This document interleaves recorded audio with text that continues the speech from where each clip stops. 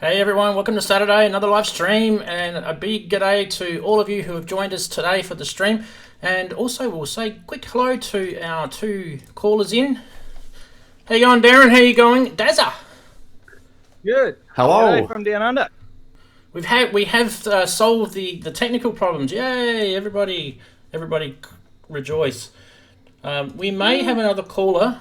But we'll see how he's having technical problems with his computers. Not my end. This his problems, his end. But anyway, we'll see how we go.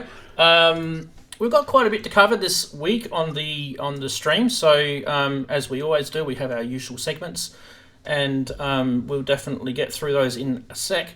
But also we're going to check out. Daren's going to show us his Juno 6, which we were supposed to really kind of look at last week, but Look, we're doing it this week, all right? So you guys can enjoy it.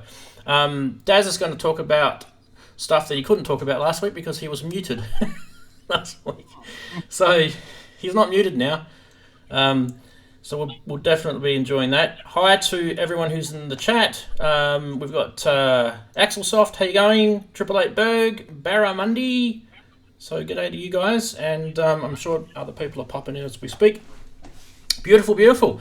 All right, so for those who have never been here before, what is this stream about? Well, it's about us music people who love synths and music technology, and we are just like you. We're people that buy products, use them.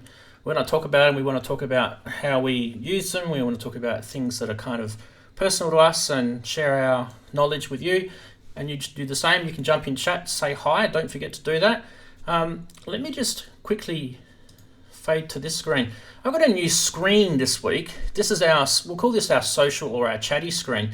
And you'll notice down below, I've got the ability to feed in Facebook, Twitter, and also YouTube comments, select YouTube comments that is, from the live stream. So if someone asks a question in YouTube or on Twitter, if you're going to use Twitter, make sure you use the #ranzee hashtag. And if you're in Facebook, you just post a comment on my Facebook page, which the link is there, ranzee official, and yeah, we can pop it into here if it's if there's no swearing and stuff in it. We can pop it into here, and we can definitely have a chat about it. And don't forget, also, just to the left of me, well, it's actually to the right of me, when you guys are saying it, is the live stream chat. So you guys can definitely see that in there. It looks like we might have the other caller up as well. Let's just see if he's here while we've got him. Okie dokies. We do have him, but we don't have him. Let's see what he says. He's close. Okay, we'll keep an eye on Michael. So we'll see. Oh, we do have him. Okay. Hey. Let's just quickly go to Michael. Hey, Michael, can you hear us? I can. Brilliant. We can hear you. You're a bit quiet, but we can adjust all that stuff as we go. Well, I have an input adjustment there. Yeah, keep adjusting. Keep talking, and we can try it out. Now, while I've got you there, I might actually I might pop you in our little quad screen here. So we're going to pop you. Where are you? I'm going to have to find you in here really quick, otherwise I will not see you. There you are there. And you're definitely not called live chatties, so we'll fix that. But for now, this is kind of. I can adopt that.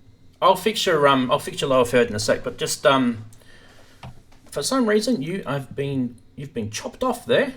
You won't need to adjust your cam. It'll be me chopping you off. So just let me fix you in here first before you adjust your cam. Where are we? Position. I don't want to crop you at all. Okay. And let's see if we can get you. Hey, Daren. Hey, Dazza. What's going on? G'day. Hey. All right. It's going to be a little bit like that. Michael, hey, that's I don't know if you can see that. That's kind of. There we go. We got you in there. Yeah. Wow, we've got a busy channel. So everybody say hi to Michael. Michael's been on the stream before. It was a while ago. I was actually talking to Michael about it the other day, and I was just thinking, It's like about 13 or 14 weeks ago that you were on. It's gone quick, hasn't it? Yeah, too long. Yeah, too long, exactly. Now let's see if I can get you. Well, anyway, while we're playing around, I'll fix you up so I can get your full screen and all that sort of stuff fixed up in a sec. But let me just fix up your lower thirds for now. Where's your lower third title? There was a request in the chat for some vocoder action. Does my VE20 count? I could do like the robot voice. That'll like entertain the people while you're working. Not quite that great, but We can definitely hear it. check out the vocoder stuff later. All right, let's get Michael's lower third happening because he is definitely entitled to have his lower third, and I just can't find it now. There it is! Yay! I've got Michael there. There you go. You now exist, mate. I try not to feel too entitled. All right. Anyway, that's all good. All good. Beautiful. Okay, so why don't we get stuck in? That's actually really good that we've got everyone working and they're all talking and everything. Why don't we get stuck into Fingers crossed. Fingers crossed, yeah. Why don't we get stuck into our first segment, which is the funny side, and I'll roll the stinger. Let's go straight into it.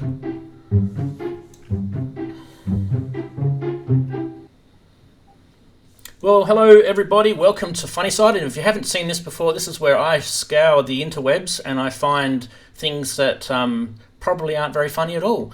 But sometimes, you know, dad jokes get a laugh, so let's just play with that, hey? First one is, this one is really just to troll everyone. Digital circuits are made from analog parts. This is really just a troll one. So, if you guys know a little bit about the digital to analog battle, let's just start the war right now. Here we go. All right, moving right along. Next one. Boom. This one is absolutely relevant to today's stream. We're going to be talking a little bit about the Mac OS Catalina update. And this guy, he's got it worked out. If you put two 32-bit plugins together at 64 bits, there you go. It's solved. We don't have to worry about it now. Yeah, no Go 64. You're all set. Yeah. All right. Next one. Moving right along. That was pretty bad. This one here. This was probably more related to it. We were talking about this, Daren. We were talking about this the other day. When you do your mix and you want to test it out, it never sounds good in the car. That's true, yeah. I just thought they had to go on the stream because it was so relevant to what we talk about here. Anyway, moving right along. Last one. And I just thought it was lovely. This one's cute. It's like, hey Dave, what you thinking about? I don't know, Bob. Synths and stuff. I thought that was a good one. All right, so I do actually have a little video for our funny side lined up, and this is so relevant to the Catalina topic. I'm Let's gonna roll blast it. huge holes through the bottom of that boat with this giant cannon. Ready?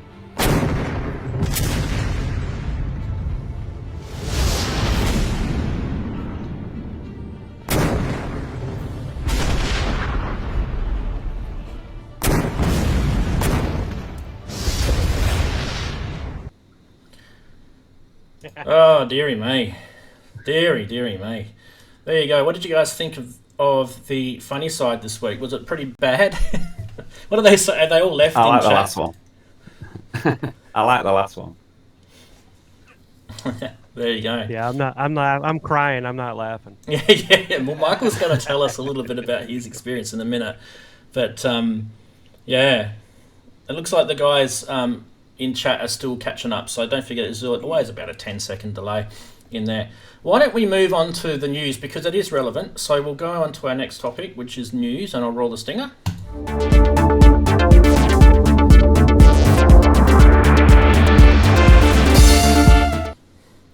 And obviously this is the big news, isn't it? This is the news that even I managed to even squeeze a video out during the week about this, that if you're going to update your Mac operating system to Catalina, you probably want to check it first. So I did a video on my channel. Now I'm just going to just give you guys a quick intro. This is the video.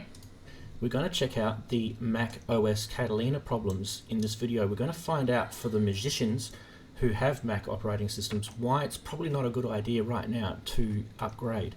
We're going to find out what is actually stopping us from upgrading, who have issued warnings, what companies, what hardware manufacturers and what software developers have issued warnings. We're also going to check out how you can find out what applications might be affected by this upgrade before you upgrade, of course.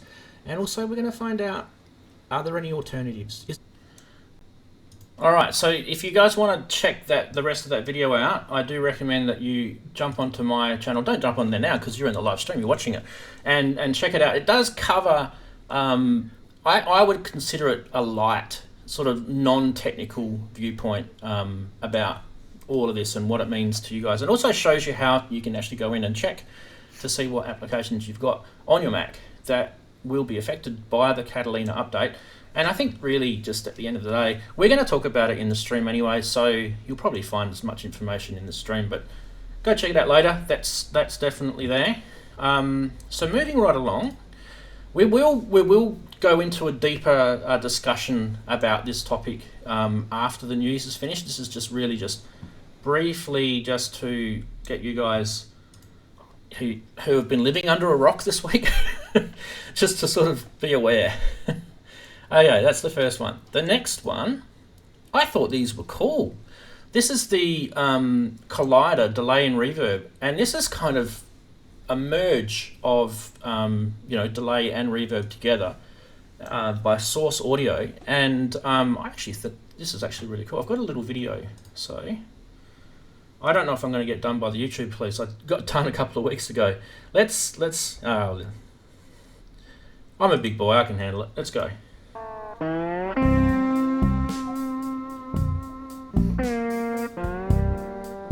That's a nice looking pedal.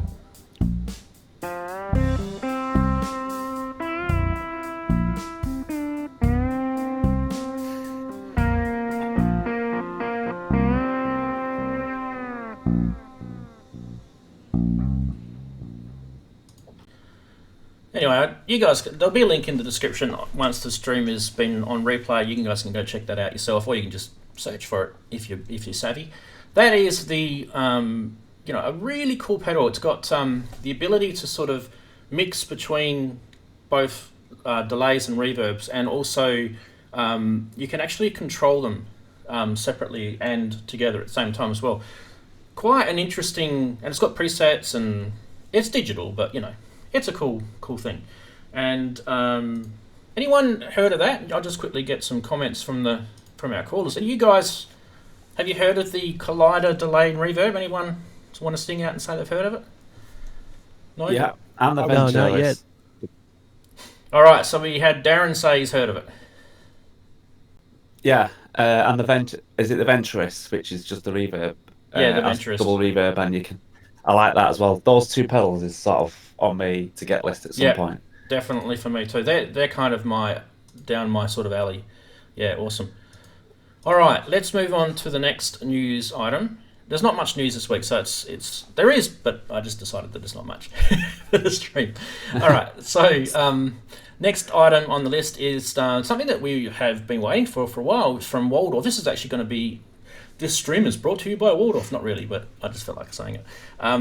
This is the STVC. Now, speaking of vocoders, 888 Berg, you might want to plug your ears into this. This is actually a vocoder by Waldorf, and it kind of boasts the StrikeFET synth string engine in it as well. And it's all digital, like, Waldorf happen to make a lot of digital stuff, but they're really, really good at making digital gear. I can definitely vouch for the Blofeld and the StrikeFET being two really good bits of kit. And it's not the only one I'm going to show you. Anyway, let's have a quick look at their video. I think this video is from a while ago. I think this was like this Winter NAMM. So let's just see anyway. So the STVC is a continuation of the Waldorf StrikeFET. It's expanded a little bit. We've got a 49-key bed, a FTAR key bed. We've expanded the effects section, and now there's 2 knobs for each effect, and there's still the effect stacking, so when you change effects, they... Let's see if we can get some sounds out of this thing. tone selections. Hey, he's still talking. Come on, make some sounds. Make some sounds. There we go.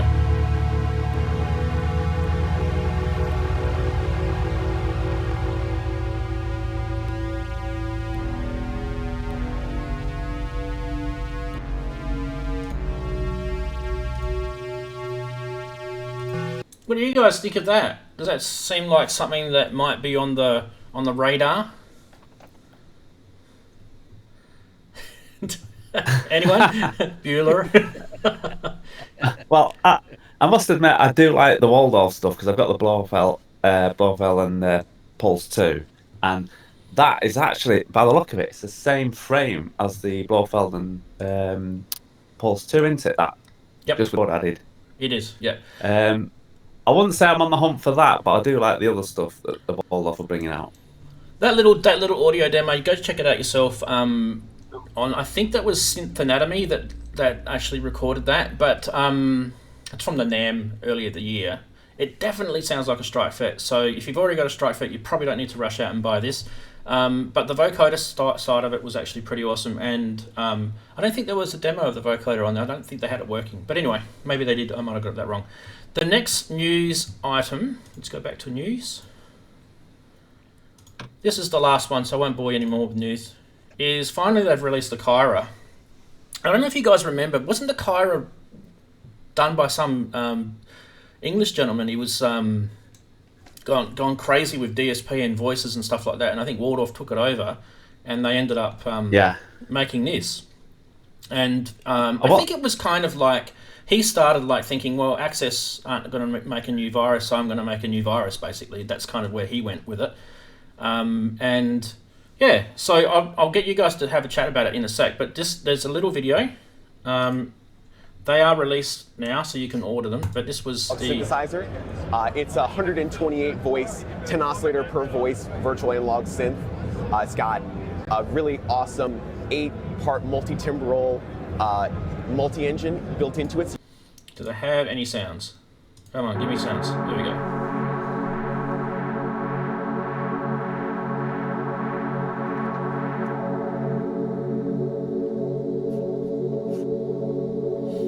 Nice Blofeld keyboard. Probably not the best synth demo I've seen in the world.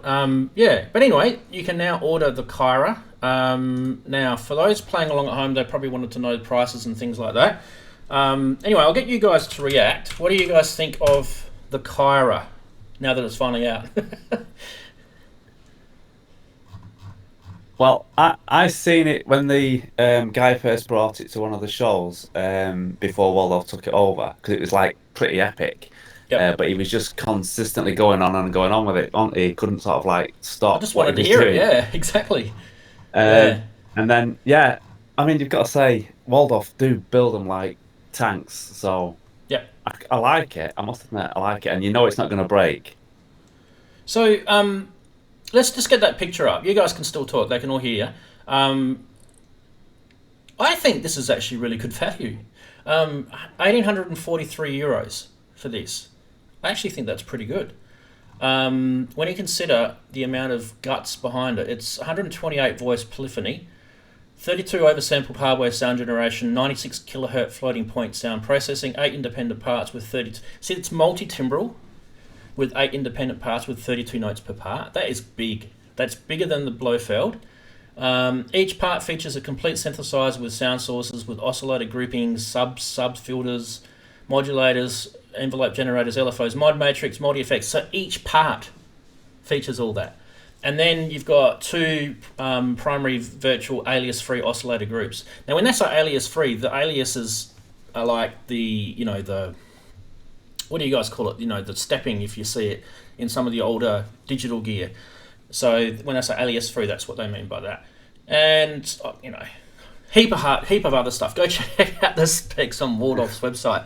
So I'm not getting any kickbacks from Waldorf, that's for sure. But I do like their stuff. And yeah, what have I got? I've got a Blofeld, I've got a Strike Fet, I've got a Pulse, and Pulse 2, and I've got a Rocket. So I've got a fair bit of their gear. Dazza, what do you think of the? You like digital synths? What do you think of that one? haven't tried anything by Waldorf, but obviously they're a deluxe brand and they do good. And everything ends up analog once it comes out the speaker, is what I was thinking during the memes before. Yeah, it all gets converted to air pressure, doesn't it? Whether we're working digital or not. Comes out of that thing there, mate. It comes out of that thing there. Yeah, exactly.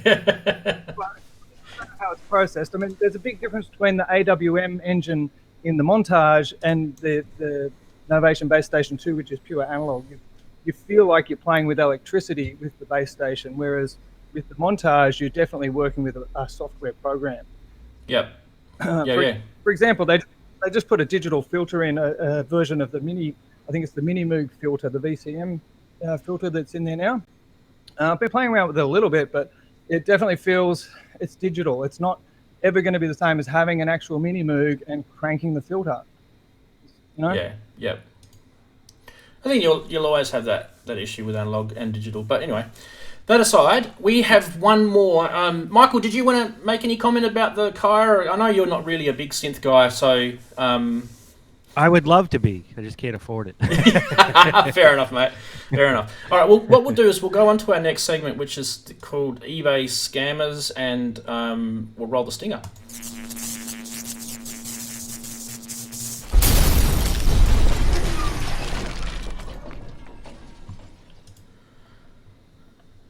I couldn't even remember what I put up.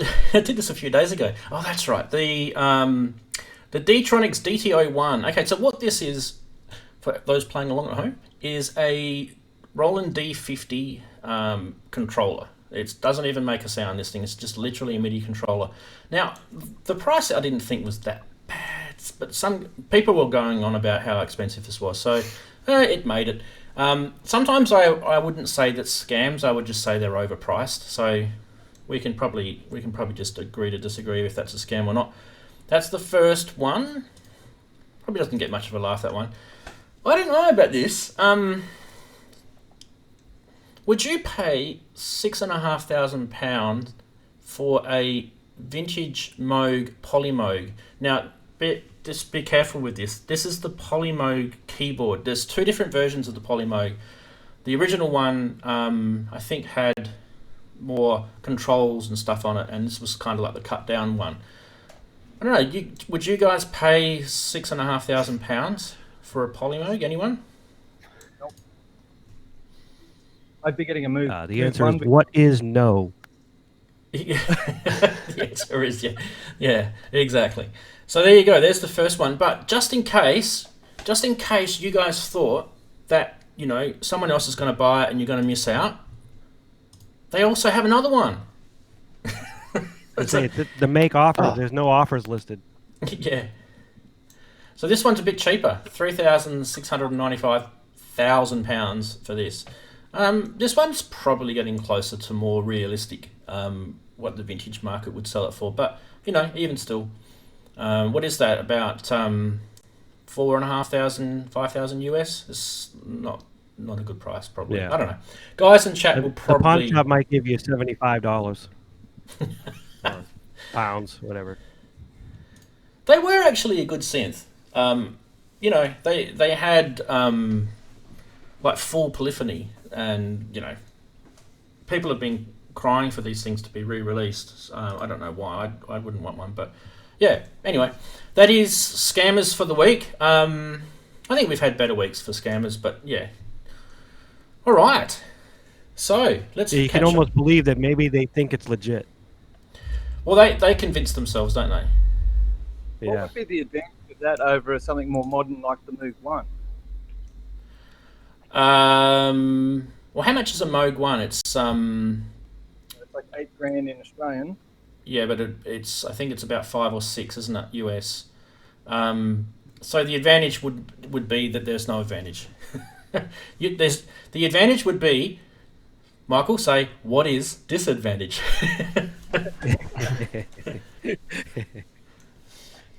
All right, just, you know, tribute to Alex Trebek, you know. Yeah, let's tribute. Yeah, exactly. Okay. Get healthy, buddy. Yeah, exactly. All right, so for those who have just joined us on the stream, I know there's a few people that have joined us later. We do actually now have this socials box below me just here. And if you do a tweet or if you do a nice YouTube comment in the live chat there, if I manage to see it, it's scrolling by really quickly at the moment, but I might put it in, or if you post on my Facebook channel, and the socials are there, don't forget. So while we're on the stream, you guys can keep an eye out to the callers, so we'll see what we can come up with, and I'll try and keep an eye on all that. So don't forget, if you're watching the stream and you're not in live chat, you've got to be in live chat, because we talk to you guys while we're on. All right, busy. Okay, what should we do next?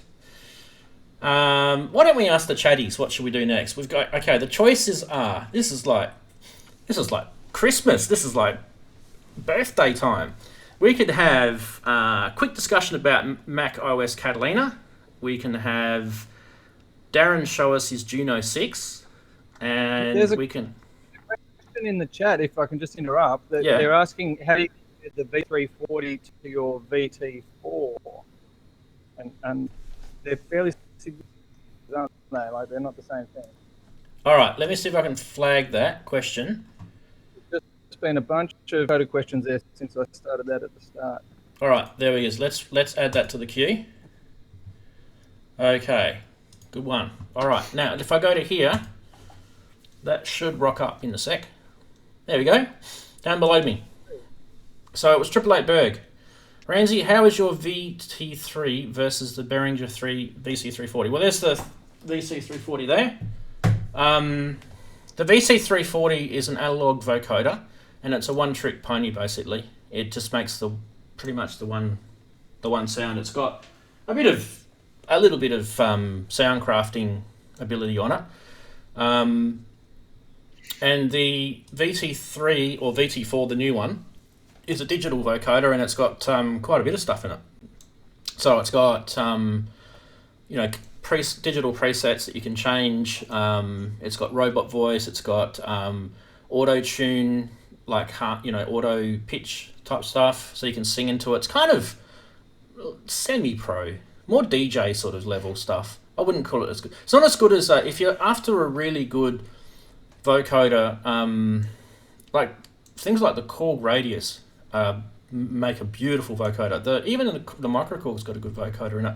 The Roland M3, the Korg M3's got a good vocoder in it. The Roland JDXi has got a pretty decent vocoder in it. And you guys can sing out if you've got any other suggestions. I've been trying to set up the vocoder in the montage here as we're talking. So the vocoder in the montage. I don't know if we can give it a run.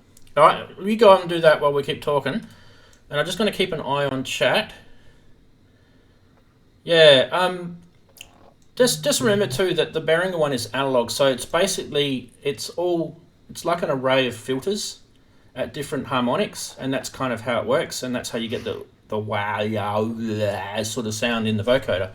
And you can actually get there was a really cool product that what are they called? Dreadbox are bringing out. That's got kind of all that. Oh, we showed it a couple of weeks ago, didn't we? Now? Yeah, you'll have to bring it up. I can't remember what it's called. All right, I'll have to find it. We'll have to dig it up again for 888 Berg. If you really want to get down and gritty into vocoder, that would be it. But that wasn't that expensive neither, was it? No, it was a kit, wasn't it? I think it was a kit. Yeah. I was really thinking myself of getting that because it's you can fit it in. Well, you can't see my modular kit, but yeah. Yeah, I definitely. Didn't it have a spring reverb? You covered your modular up with your Lifeforms poster, mate. Daren, did you get it ready? Just gotta plug it in. I mean, sorry, Dazza, did you get it ready? All right, let's. Oh, he's clipping. Yeah, let me just fix you there, buddy. Yeah.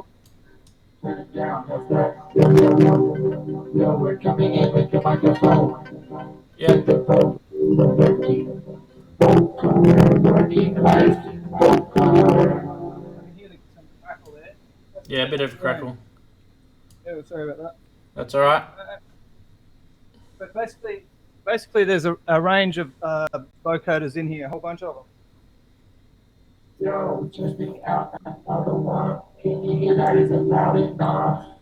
Yeah, we got the vocoder. Yeah, we got the vocoder. I can just kind of skim through these now. It's not coming in at all. Yo, yo, yo. Yeah, yeah. Are you hearing that? Finn wants... Maybe, Finn, we can get Dazza to sing it. Finn wants me to sing Tie Your Kangaroo Down Sport. Isn't he in jail, that bloke? Tie your kangaroo down, tie your kangaroo down, tie your kangaroo down, sport. Tie your kangaroo down, sport. Tie your kangaroo down. I've got a crikey sign somewhere for Finn. I have to find it while the camera's not on me. Crikey. Yeah. So, Triple Eight Berg, I think we could probably do a vocoder stream. I've got heaps of vocoders here. We could definitely do a vocoder stream, I reckon. That's something that we can definitely look at later on. All right. So we've addressed a chatty's question. I like doing that. It's good fun. I think because the topic of the Catalina was a pretty good one, and Michael's been kind enough to come along and join us for the call. Michael, you're going through this pretty much right now, aren't you, mate? So I'm on it now. Yeah. Let me just while you're on that sort of quad screen there, I'm just going to bring you up so you've got a full screen. Let me see if I can find you. Yeah. And there we go. Just give us a bit of a user's perspective of what's been happening with you. I gotta, all those boxes for the last 2 years where Apple's been saying, "Hey, this isn't optimized for your Mac. Hit more info," and I've been seeing that for 2 years now since Sierra. That they mean it, in that anything that they said that for that isn't updated to 64-bit isn't going to work. Yeah. And it literally doesn't. But that said, I would say this whole thing has been kind of like Y2K for me, in that I did it and it's fine. Like 99% of things that I need, and I have tons of music software, like Audio Hijack. I use Loopback. I use a ton of stuff. You would think would break. My audio interface was updated. Cubase works. Like largely all my development software works. I lost 2 tools from my work, and I can get replacements for free, so it doesn't even matter. But it's buggy as all hell. The upgrade. So Apple always tells you do a fresh install and then bring your stuff over. That's probably a good idea in this case, because it took me half an hour just to reboot to come onto the stream because it's still not settled out, and I don't think it's going to be yet for quite a while. So I would say don't do it just because of those things. Even if your software works, let it settle out. But you got to know that you're going to lose apps if you do it. The Go64 app that Ranzee you linked to, that's a good app, but it's also not the full story. You'll get like 300 things in there, and some of them have question marks on them. We're not sure. Even some of the Apple stuff comes up, and it's not a real list. It's kind of an indication of what's going to happen, but half of those things actually work, even though it said it wasn't gonna. Apple is not cool. When you run the install upgrade, I should say, it says the following app is not going to, recent app that you used is not going to work. And it was Adobe something, some old Adobe thing I had for development. And I was like, oh, if I went by that, I'd be screwed because there's, 40 other apps that don't work. So Apple's definitely not upfront about it when you do the upgrade. You think, oh, I'm only going to lose one thing. And it's not. That's not the case. And it's buggy as all hell. It's like when it's taken a half an hour for it to settle out after a reboot, like almost like it was post-install. So what are you using now at the moment for this live stream? What actually are you using now? Is it a Windows machine or an Apple? No, this is the Mac. I'm on Catalina right now. So you're actually live streaming on Catalina. Yep. And if it wasn't for the half-hour reboot, I would have been on the test call at 9:30, Eastern time. Oh, you're an absolute champion, mate. You've managed to upgrade, and you've got a live stream to go to at the same time. That's what I'm saying. It's like like Y2K. The upgrade took 2 seconds. It took a half an hour, like a normal upgrade, and it rebooted, and it looked beautiful, and it was fine. And also, Apple puts a little. They put a strike through on the apps that don't work. It's not visible on every view. It's only visible when you go to the applications view in the Finder. Yeah. So you got to kind of scroll through and look for those. I could talk forever on tips about how to do it right if you want, or try to do a really quick thing of like, if you're going to do it, here's what you need to do first. So I can think of 4 or 5 different things if you want me to go into that detail. What I thought we'd just quickly do is just for those. This is a Mac Mini here. And I just wanted to show you, without even loading any application at all, you can actually go into System Report here. Yep. And then you can scroll down to where it says Applications. There. It takes a little while to load, especially my Mac, because it's got physical mechanical hard drives in it. It's scanning. And in a couple of... So you can see a little twirly bird down here. Here we go. And... bang. So what we need to do is pull that down, and if you hit the little button on the top of the column header, you can see where it says 64-bit no. These are all the applications that my Mac has currently got that will not work on Catalina. Now, the one that I brought up, which was kind of disappointing, is this one. I don't know if you guys can see that. It says Moog Little Fatty. And I literally only just purchased this. I literally only just purchased this. I think you guys saw me using it a little bit last week on the stream when I was showing the Slim Fatty.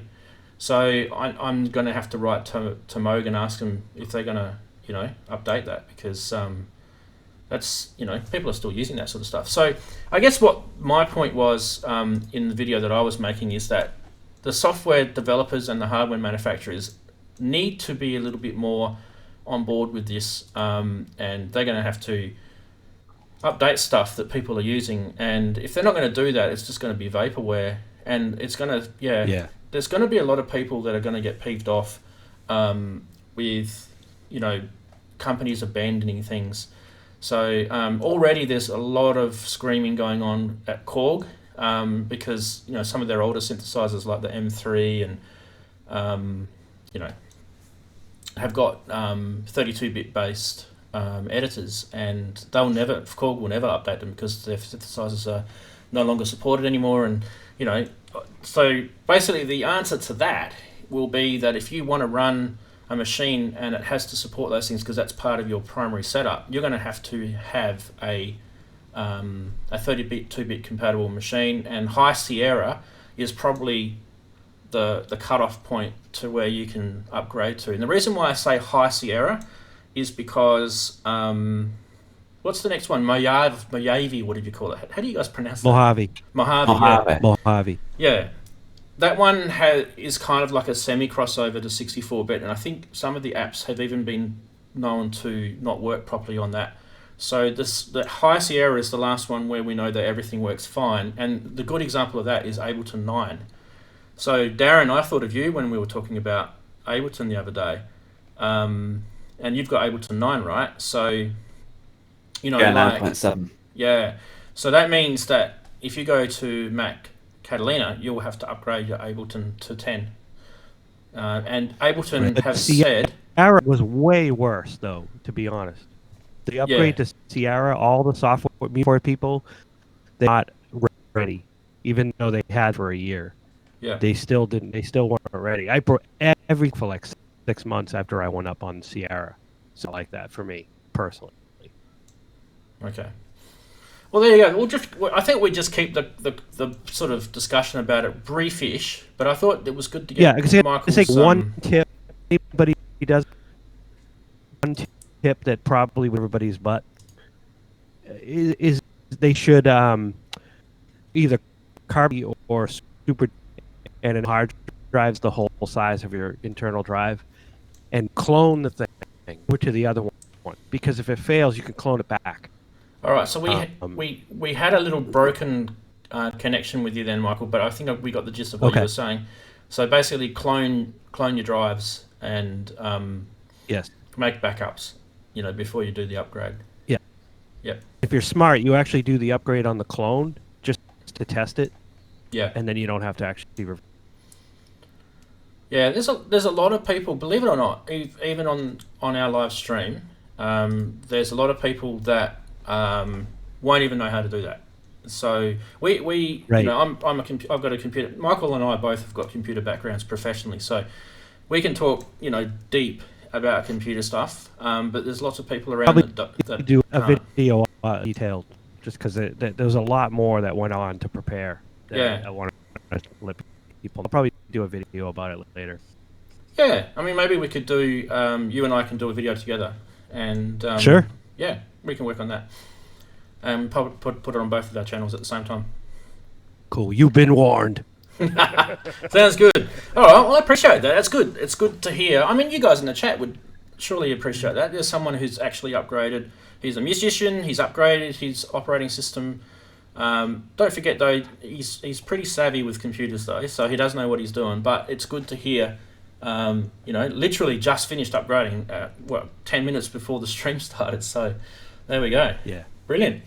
All right, next. I think everyone was yelling out before we went across to the Catalina discussion that they want Daren to show us the Juno. I think the graphic on the stream was probably it's attracted a few people in. All right, yeah. Well, do you need a couple of minutes or no? He's ready. No. Just a basic. Let's just bring up. I'm going to try and freeze the Juno actually. So it might work. It might not work. I want it to work. So, but yeah. So let's. Can we hear that, by the way?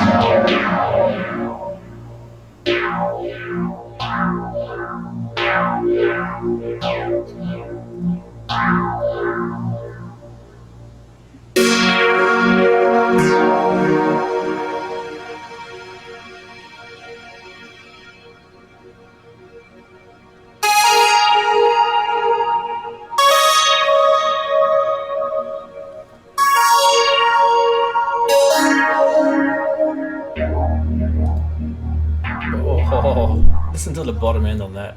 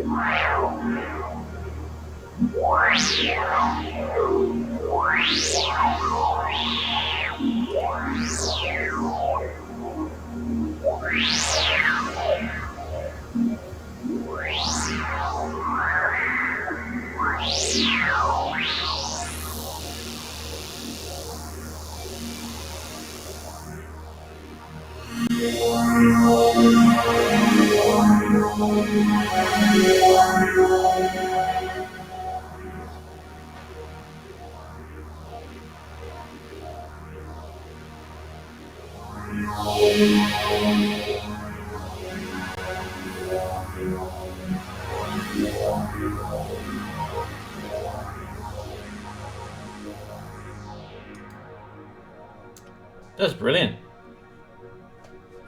Very nice. We should do a live stream, Daren, with just you with your back facing to us. You should have one of these YouTube identities where you never show your face.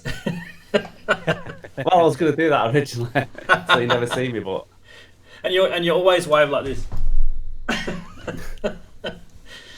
We used to have this ad on TV in Australia where there was I think it's like a toothbrush or toothpaste commercial, and there used to be a dentist and his name was Rob, but Rob never showed his face on TV. Just reminded me of that.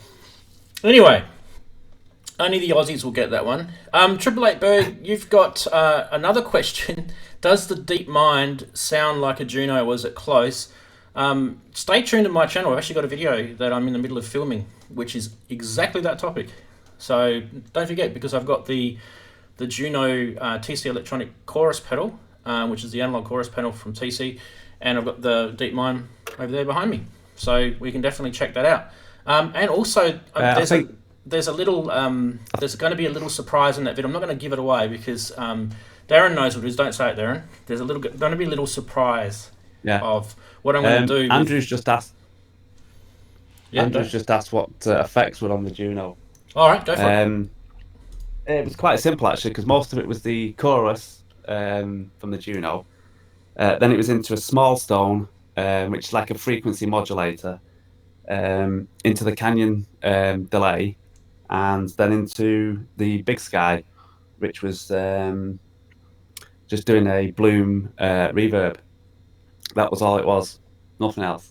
Beautiful. I love that. And then I froze it. Actually, I froze it. Tell a lie. I did freeze. I froze the Juno and then played over the top of it. So you had that lovely like drone underneath, which was frozen. Did you freeze it on the MX1 delay, or did you freeze it on the Big Sky? No, I didn't freeze it on either. Okay. Was it in Ableton? Oh, okay. Yeah. Okay. Right. Fair enough. Oh, nice. Nicely done. So yeah, very, very good. One of the things I love about the. Yeah. Go. I was gonna say they a nice synth like that, an older synth where you can recognize the sound of it so much more than some multi-patch and some Phantom or the Kronos or something where it's all layered, and like you watch TV and you hear it like, oh, I know that patch. It's so cool with the old vintage stuff. Yeah, my ears were having little gasms at some of the. The bass in the Juno, especially the 6. Just has just such a beautiful bottom end to it. Like Roland put good DAs and good output amplifiers, and I reckon they beef up a bit of their VCA. I reckon it's got a bit of EQ on it.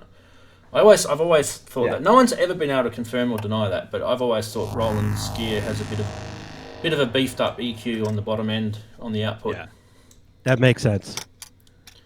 That chorus is famous. It's the MN3009. Philips made that chip, the BBD bracket brigade delay chip. So, yeah.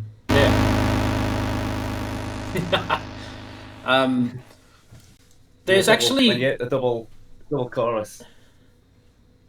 Oh yeah, because you've got the 1 and 2. Yeah. Do you have the Kiwi mod on that? Sorry. Do you have the Kiwi mod on your Juno? No. Okay. No. There is it's a really good mod. It's as pure as it came. So it's virgin. As pure as it came.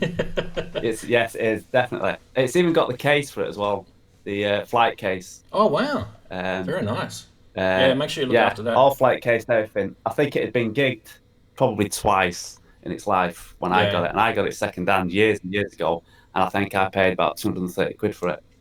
Oh, that's beautiful. We really appreciate that. No, what didn't, did they?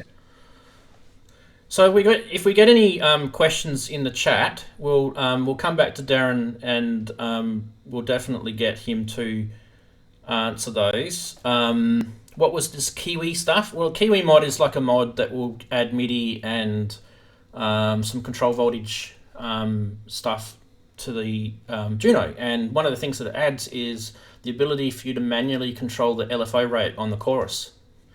So you can, at the moment it's set like to its own, like 1 and 2 has 2 different rates basically, and the Kiwi mod will give you the ability to manually control that LFO rate. So you can make your chorus go into audio rate or right down to really slow, almost it'd be kind of flangey sort of sounding, wouldn't it, at the lower rates. So yeah, it's pretty cool, and it's not that much either to do. It's pretty cheap. So don't forget too, the Juno 6 is different to the Juno 60. Daren, what do you know a little bit about this? So just explain the difference between the Juno 6 to the Juno 60 to the Juno 106. Well, I want to put you on the spot there, mate. Yeah, exactly. Well, apart from the Juno 60 has presets, and if I'm not mistaken, is the filter slightly different on the Juno 60? Yep. And the 106 is a different kettle of fish altogether. The 106 has got a better MIDI implementation, and it's more stable on the tuning as well. It was a bit later as well, because I think this is 1982, if I'm not mistaken. This one. Yep. In fact, I think it even has a date production model on the back and all. Does it have DCOs or VCOs? It has DCO. It has DCO and then a VCF. Right. I remember someone saying to me once that the Juno 6 had VCOs and the other Juno models had DCOs. Oh, no. They're all got DCOs, don't they? Yours actually physically says DCO on it, doesn't it? Yeah. Yeah. Whoever told me that, you're wrong. The filter on it is amazing. Yeah, it's beautiful. And it's the same filter as the... well, actually, I don't know if it's actually the same. There's actually a website, I'm trying to find it. There's a website somewhere where someone's actually done like a table and shown all the different similarities between the major Roland synths around the 80s and 90s. And like you can compare the Jupiter to the Juno to the Alpha Juno to the, the JX3Ps, the JX8Ps, the JX10P, all of those. You can compare them and all the different, chorus effects, everything. It's all been laid out, and I'm trying to find it. And if I do find it during the stream, I'll post it in the into the comments so you guys can check it out. It's actually interesting. It's my favourite synth anyway. Yeah, I wouldn't swap it for anything. I would be surprised if you said to me it wasn't. If I have to get rid of them all, I'll get rid of them all, but I'd keep the Juno. Yeah. And you did hear a few high bits from the Raven. Yeah, I love the Raven in there. I have to admit the that little square wave that you had on when it was quite high up, it was, and the filter was kind of opened right up. It was quite sharp sounding. So sometimes you don't get that quite that sharpness from a digital synth. You get aliases like that. The 2 sliders on the side where the pitch bend is, so you can alter the filter and the DCO. Yep. I was playing with them as well, so I think.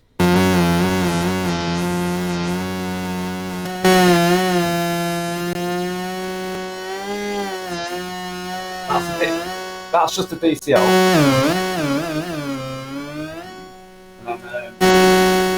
See how sharp that sounds? That sounds so nice. Just pure. That's it. And when you start banging and you put your effects in it and stuff like that.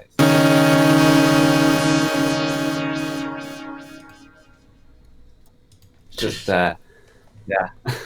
Beautiful. I spend hours. I nearly didn't get on the stream. Daren? Sorry? Say that, Michael? Is it velocity sensitive? Like the Juno? Just turn off. I'm not sure, actually. I can tell you. can't tell from listening here.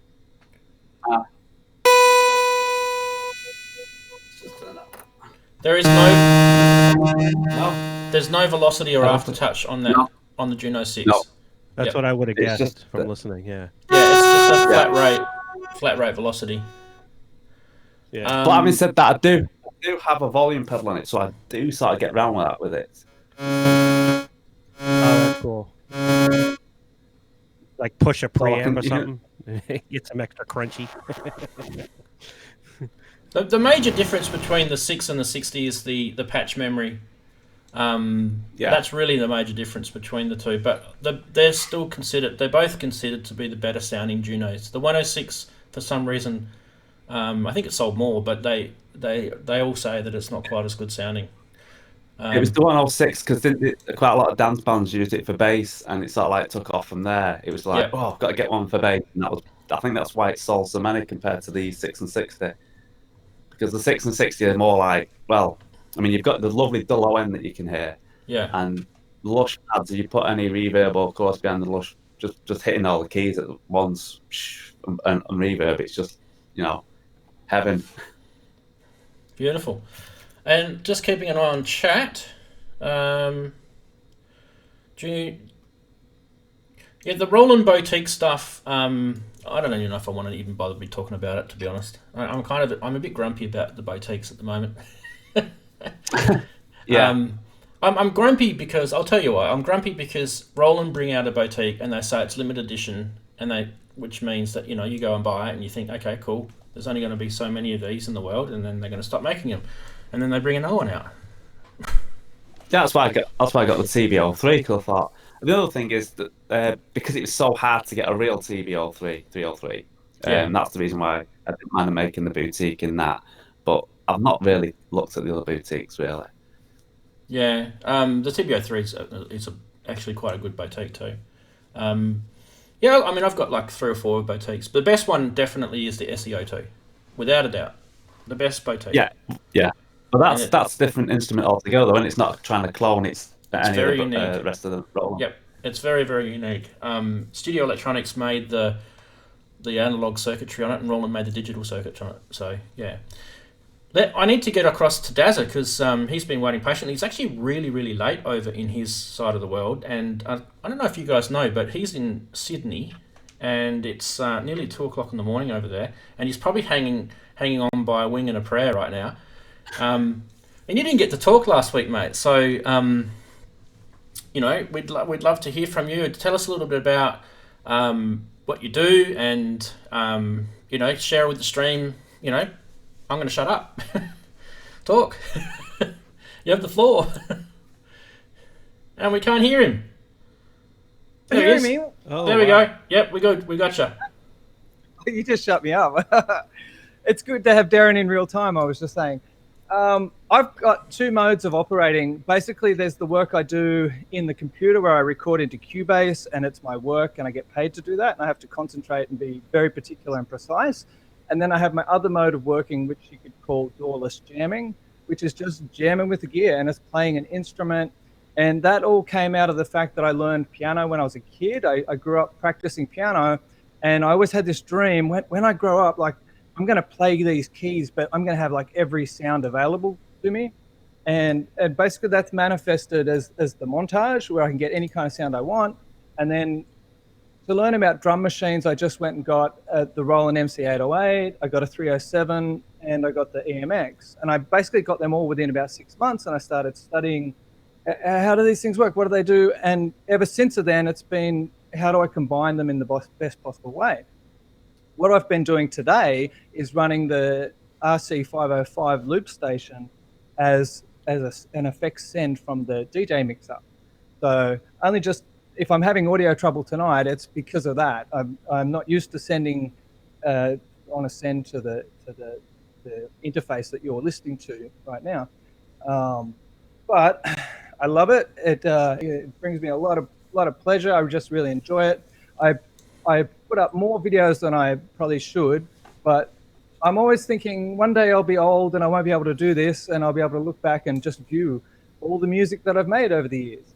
And I just think it's really wonderful that We can produce these things so quickly now compared to what we were doing, when we were teenagers, recording onto 4-track tape. And we can have it up posted. We can share it with people around the world. We're talking in live stream now, and we can perform. Ultimately, we'll be able to share a clock and have everything synchronized between 2 continents, and I think that'll be amazing. But we can work towards that. And as Daren's talking about the Juno there, I'm just reflecting back to a time where I almost bought a Juno 6. I had the opportunity with a secondhand Juno, and I actually passed on it at the time for whatever personal reasons. I can't remember now, but I'm sort of sitting thinking, I wish I'd made that purchase. It's one of them things that I would definitely have sitting just like you've got there. But it's good to hear your one. And I guess my equivalent of the Juno is the Novation base station. That's my analog mono synth, and I combine that with the SH201, which is a digital polysynth, which is really quirky, and people don't rate it, but I've grown attached to it. It was the first synth that I bought, and I just like it. I learned by playing with it, and there's been the exercises of detuning everything, and by using this equipment to do that, I've been able to learn really the quirks of each of these instruments, and I found it really interesting. Last week, you guys challenged me to do a track at 419 hertz, yep. And the week before that, I did a track at 421.6. And that really taught me about the gear, like what's going on with when you have to individually tune the oscillators down, and what happens when you got, like in the EMX, you can't separate 2 oscillators. You end up with these weird sounds I wouldn't have come across otherwise, where they start beating against each other. Yeah, and the harmonics change as well, different tuning. So yeah, that's really cool. While we've got that topic, because that was kind of really the big topic that we were trying to talk about last week, and to try and sort of merge some of the things that we've been doing over the last few months on the stream is we were talking about control voltages. Last time, Michael, when we had the stream when you were on, we were talking about control voltages, you might remember. And we actually had, I think, the key step plugged into, I forget what it was, something else, and we were sort of talking about how that works at a basic level. The next step would be to integrate what Dazza was saying about tuning. And Daren, this is a little treat for you. I did say to you you're going to get a little treat. In Ableton, I want to offer you a challenge. When you gave me the 2 decimal fractions, I was going to send that challenge straight back to you. I can't do it. In Ableton, you can only do like whole numbers. So as far as I know anyway, you probably can get a plugin that will do it. But you can see down the bottom here, I've tuned this to 429 hertz. It's probably a bit hard to see, but that says 429 down here. And what else can we show you? So what I've got is a Moog workstat. Now, I don't know if anyone knows about these, but they were released about 2014 in the Moog Fest thing, and you could buy these as a kit. They weren't really a proper kit. It was kind of like a semi-assembled kit.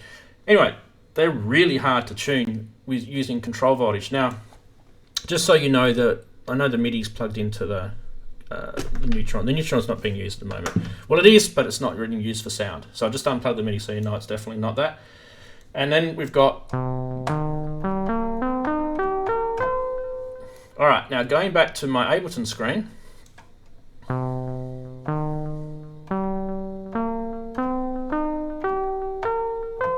You can see that that's tuned to 429 hertz.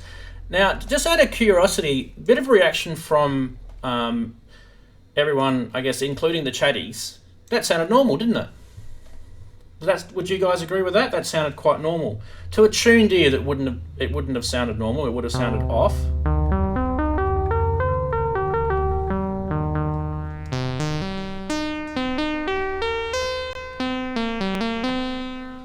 Now remember, that is all control voltage. There's no MIDI controlling that, and what makes it very, very difficult to do on a workstat is the actual CV coming out of the key step never stays in tune. As you start going up and down octaves, it slowly drifts out of tune. So what I've got here is I've got the gate coming in to slew. This is so I can muck around with a glide sort of effect. Like like that. And then I've got the slew going out into my attenuator here. And you might remember we were talking about attenuators a few weeks ago. What can you use them for? In this case, you can see this attenuator is actually positioned about 12 o'clock here.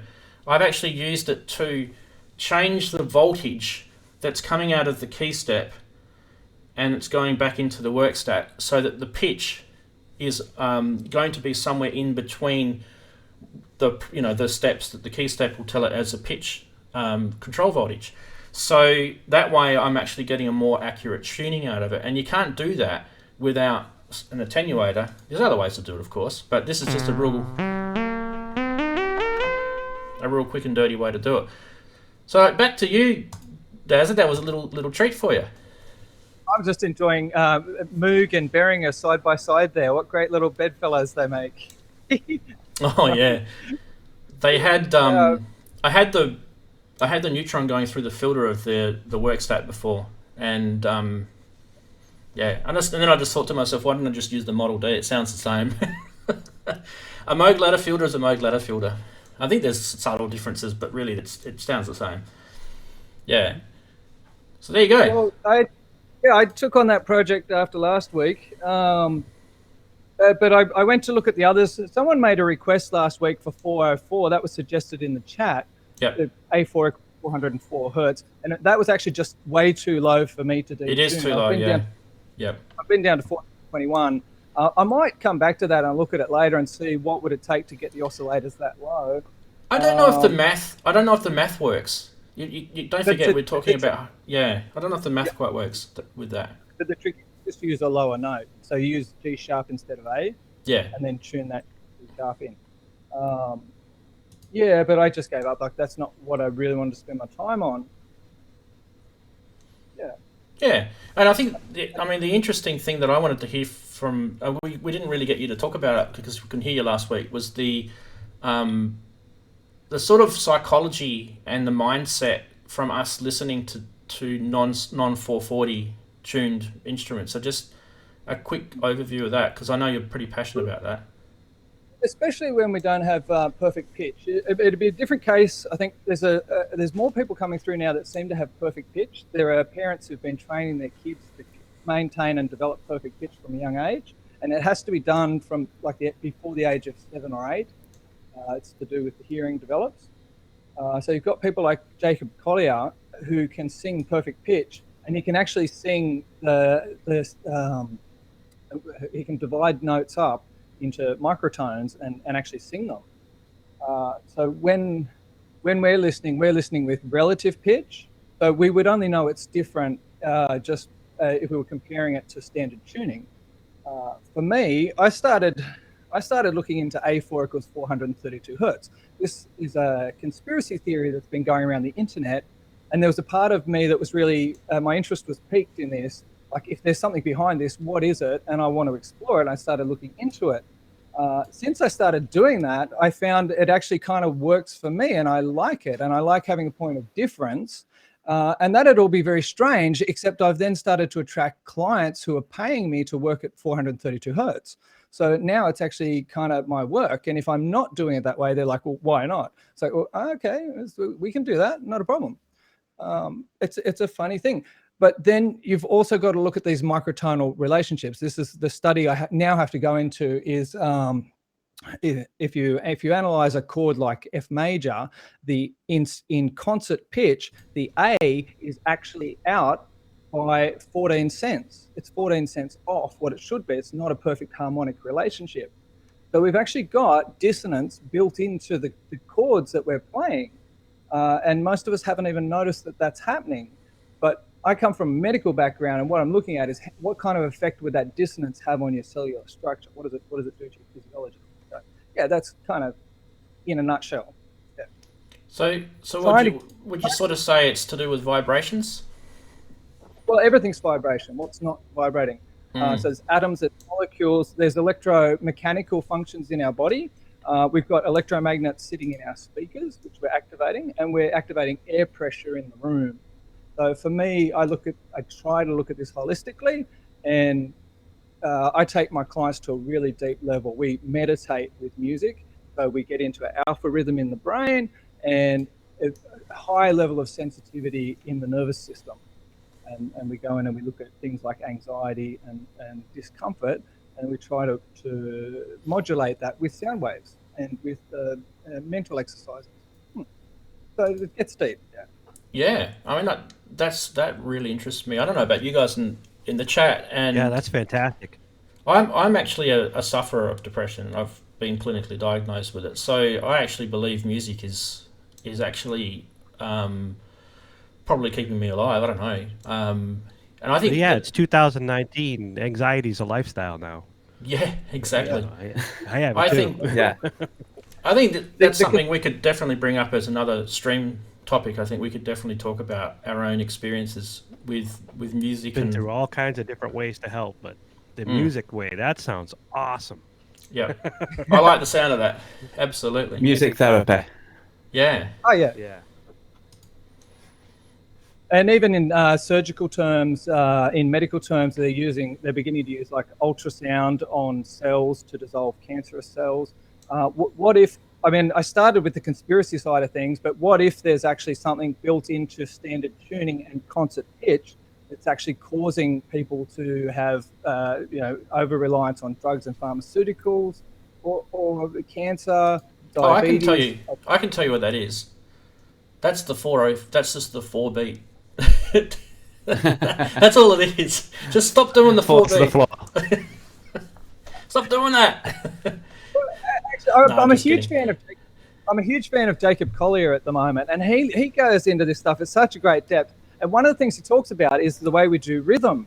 A human rhythm isn't linear. It's not 4 to the floor, where we move all over the shop. So he takes the rhythm and stretches it and pushes and pulls it.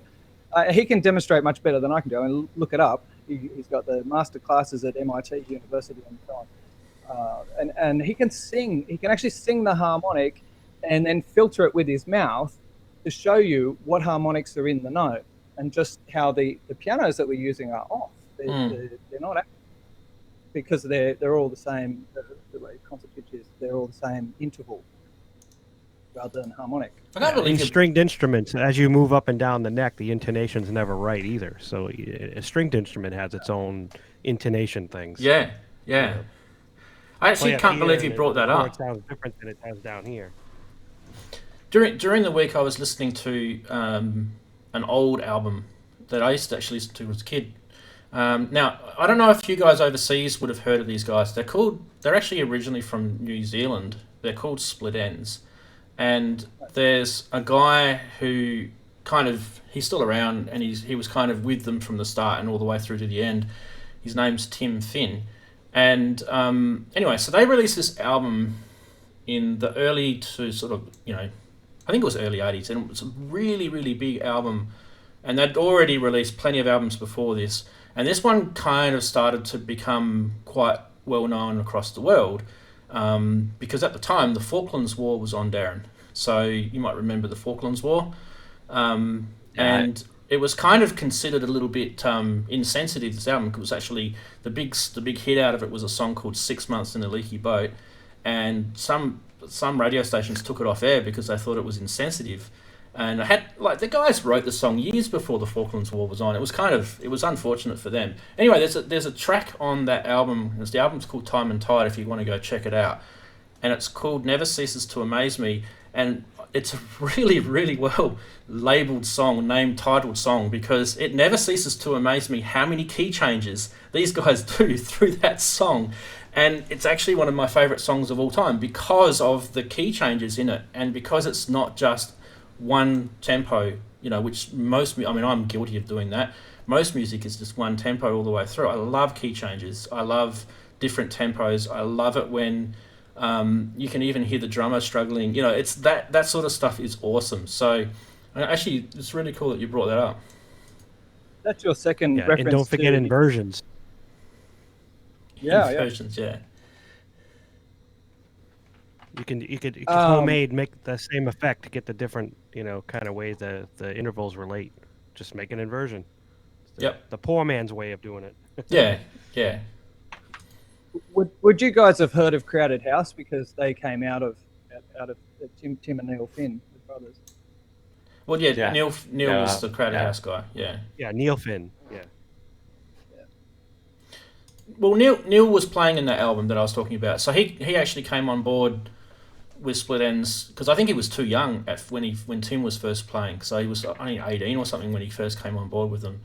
And when he started playing with them, they went from being these crazy sort of comic guys dressing up as clowns, and and they started becoming a little bit more of a rock band. And they brought out some really, like, Neil was a really good guitarist, or is a really good guitarist. So yeah, but yeah, unrelated to that, it was more related to the fact of tempo change, key change, and keeping those sort of vibrations that Dazza sort of, keeping people sort of on their toes, I think, is what you're kind of saying, isn't it?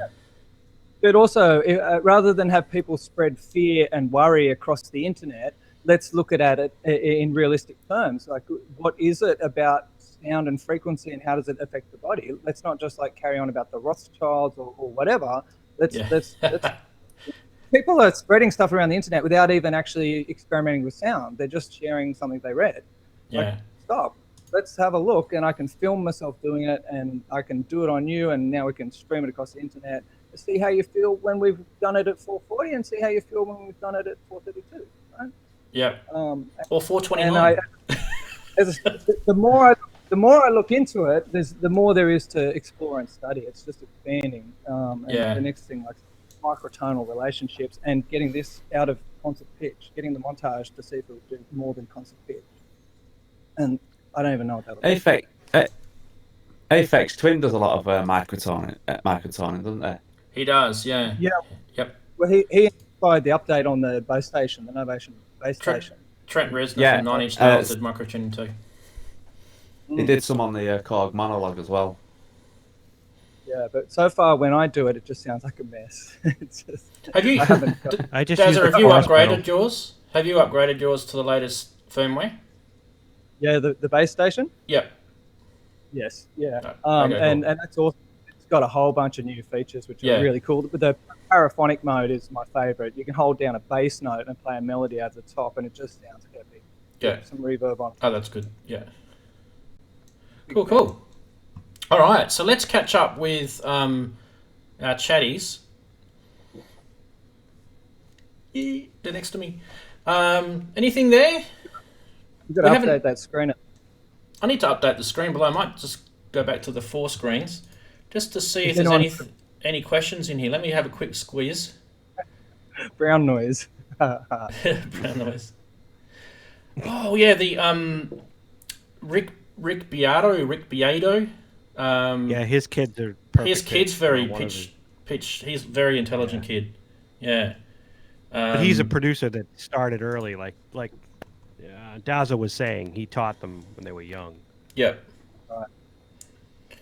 So I think that there's a lot of questions in the chat about vocoders, and I think, guys, just to make that really, really easy for you, I think we'll do a stream and we'll feature vocoders on there. I think there's enough knowledge with,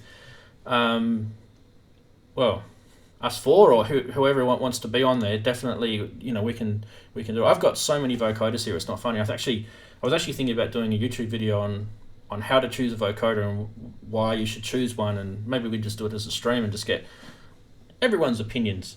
So during the week, I wonder if you want to add. Sorry, go ahead, Michael. No, go ahead. That was a different topic.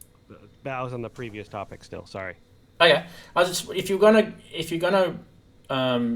get us to talk about vocoders during the week, send us send me a message on the socials and what you'd like us to cover.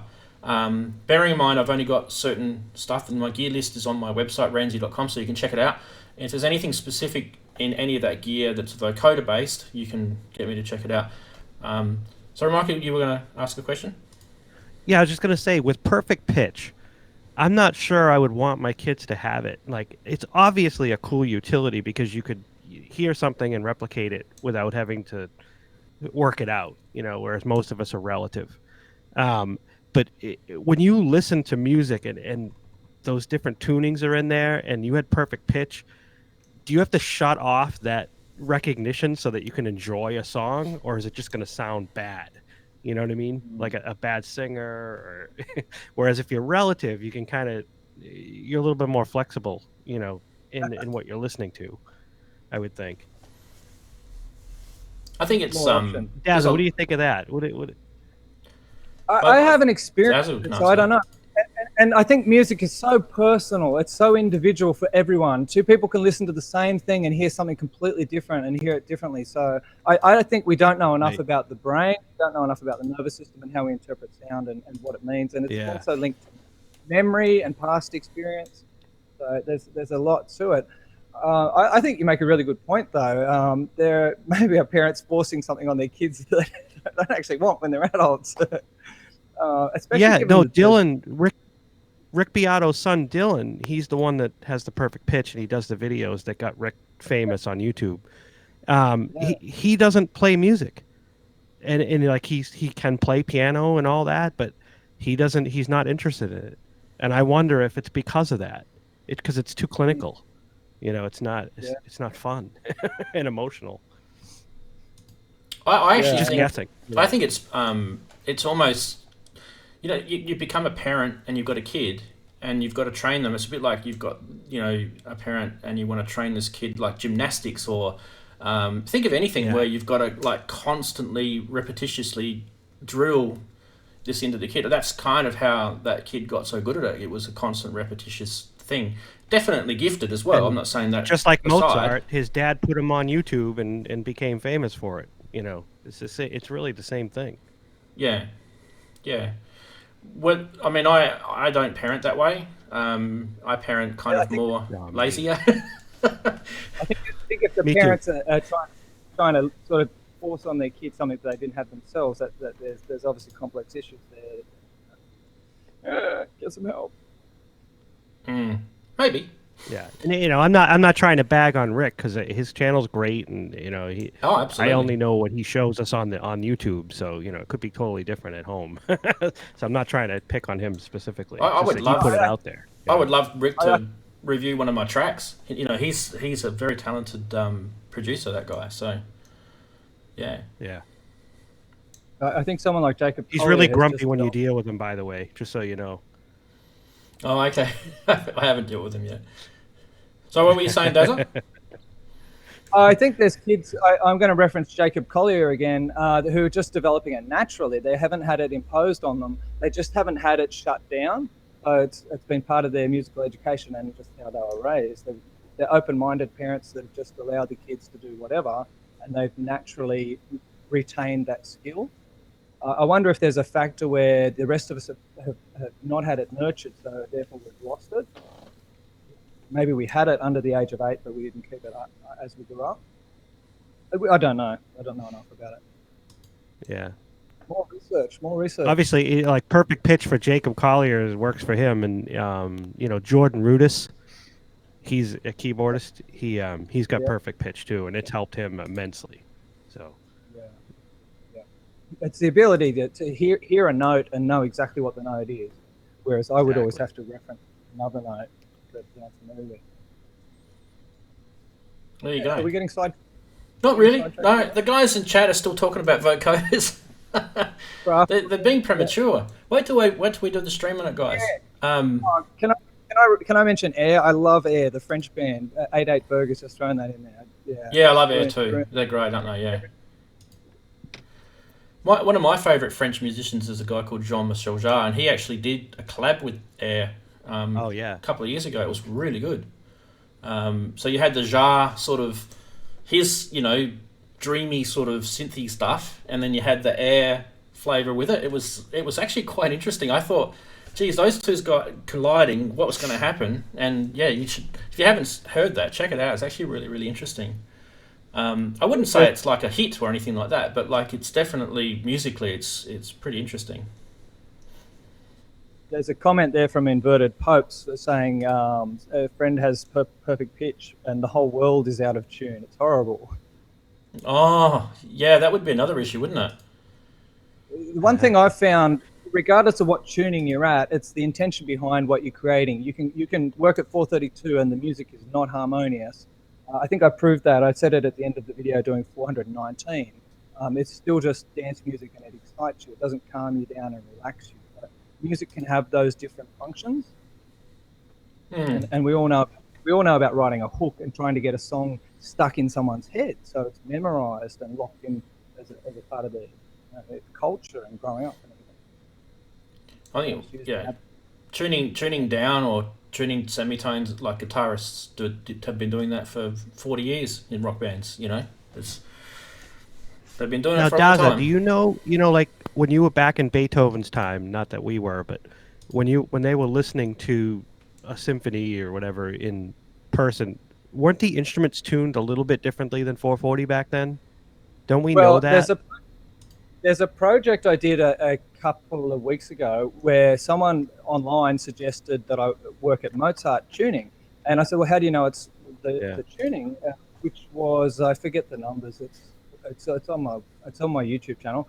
But they found his tuning fork. When he died, they left behind the tuning fork, and they worked out the frequency of the tuning fork. And he insisted that every orchestra that played his music be tuned to that tuning fork, which is how they know. And actually, if you detune as low as he was, I think it was about 420. It was pretty low. Can't remember. But what it gives you is like a deeper bass.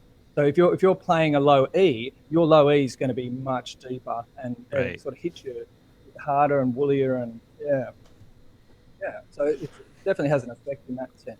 If you're sitting in a room was like with corn. The food or the pen? No, the Korn. Oh, I get it now. Yeah.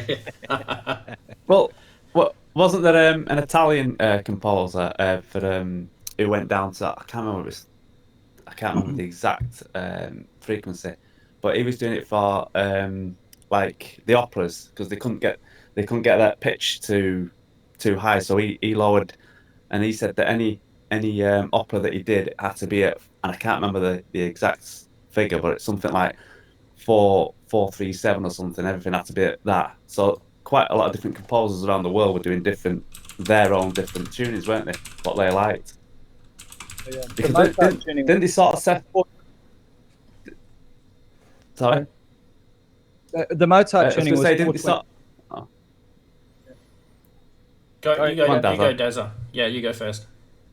Oh, I was just saying the Mozart tuning, I was just looking it up, it's 421.6 hertz. They know it that accurately. So that's quite a bit lower. And like you say, the singers don't have to sing as high for the high notes, and the strings are detuned just slightly, so they're a little bit looser and a little bit easier to play as well. But the difference would be minimal. You get used to whatever you're doing, I suppose. Isn't that called scordatura? Relatively speaking, how many semitones down is that?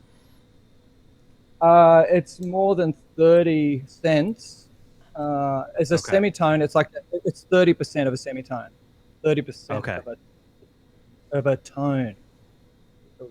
Tone or semitone? I'd have to look it up. I'd have to do the maths. And a cent is one part of 100, isn't it? Yeah. So they divide the note into 100. Yep. And it's just a percentage. I know.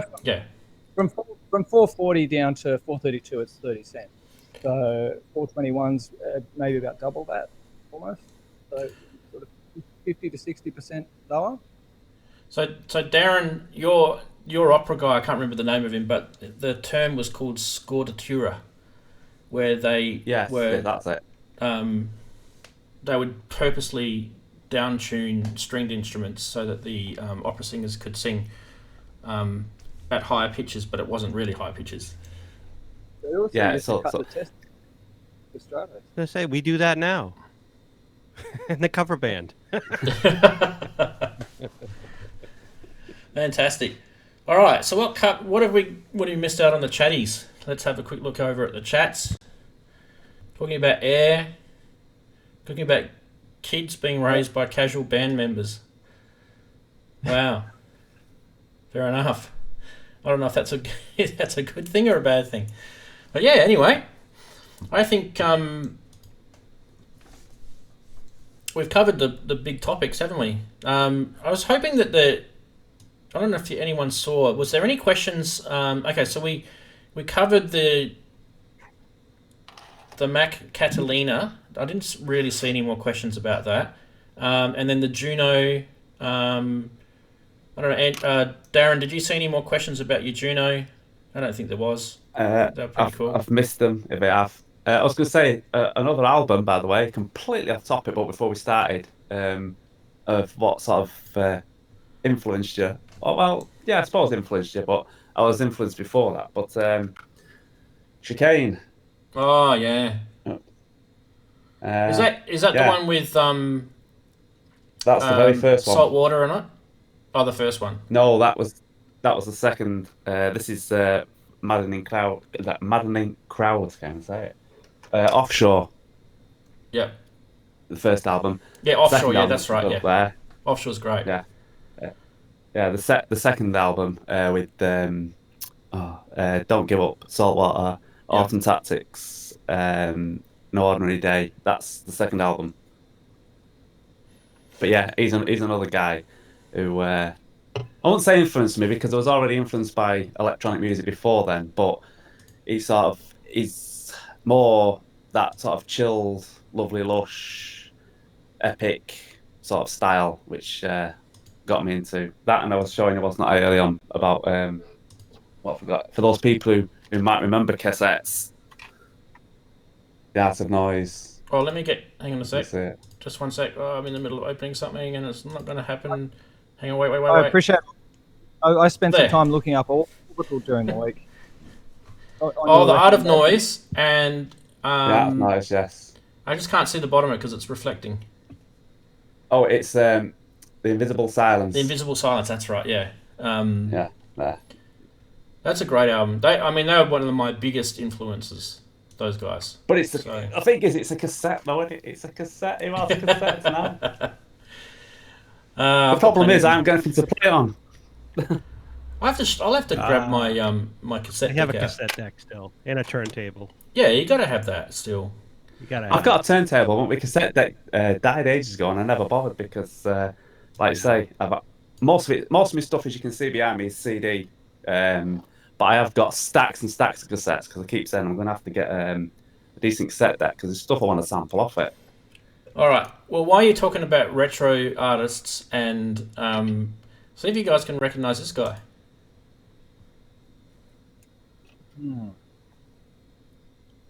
That'd be is that an ASR 10? So you've got like an old IBM computer there. There's an Atari ST over the left hand side. Atari ST on the left, yeah.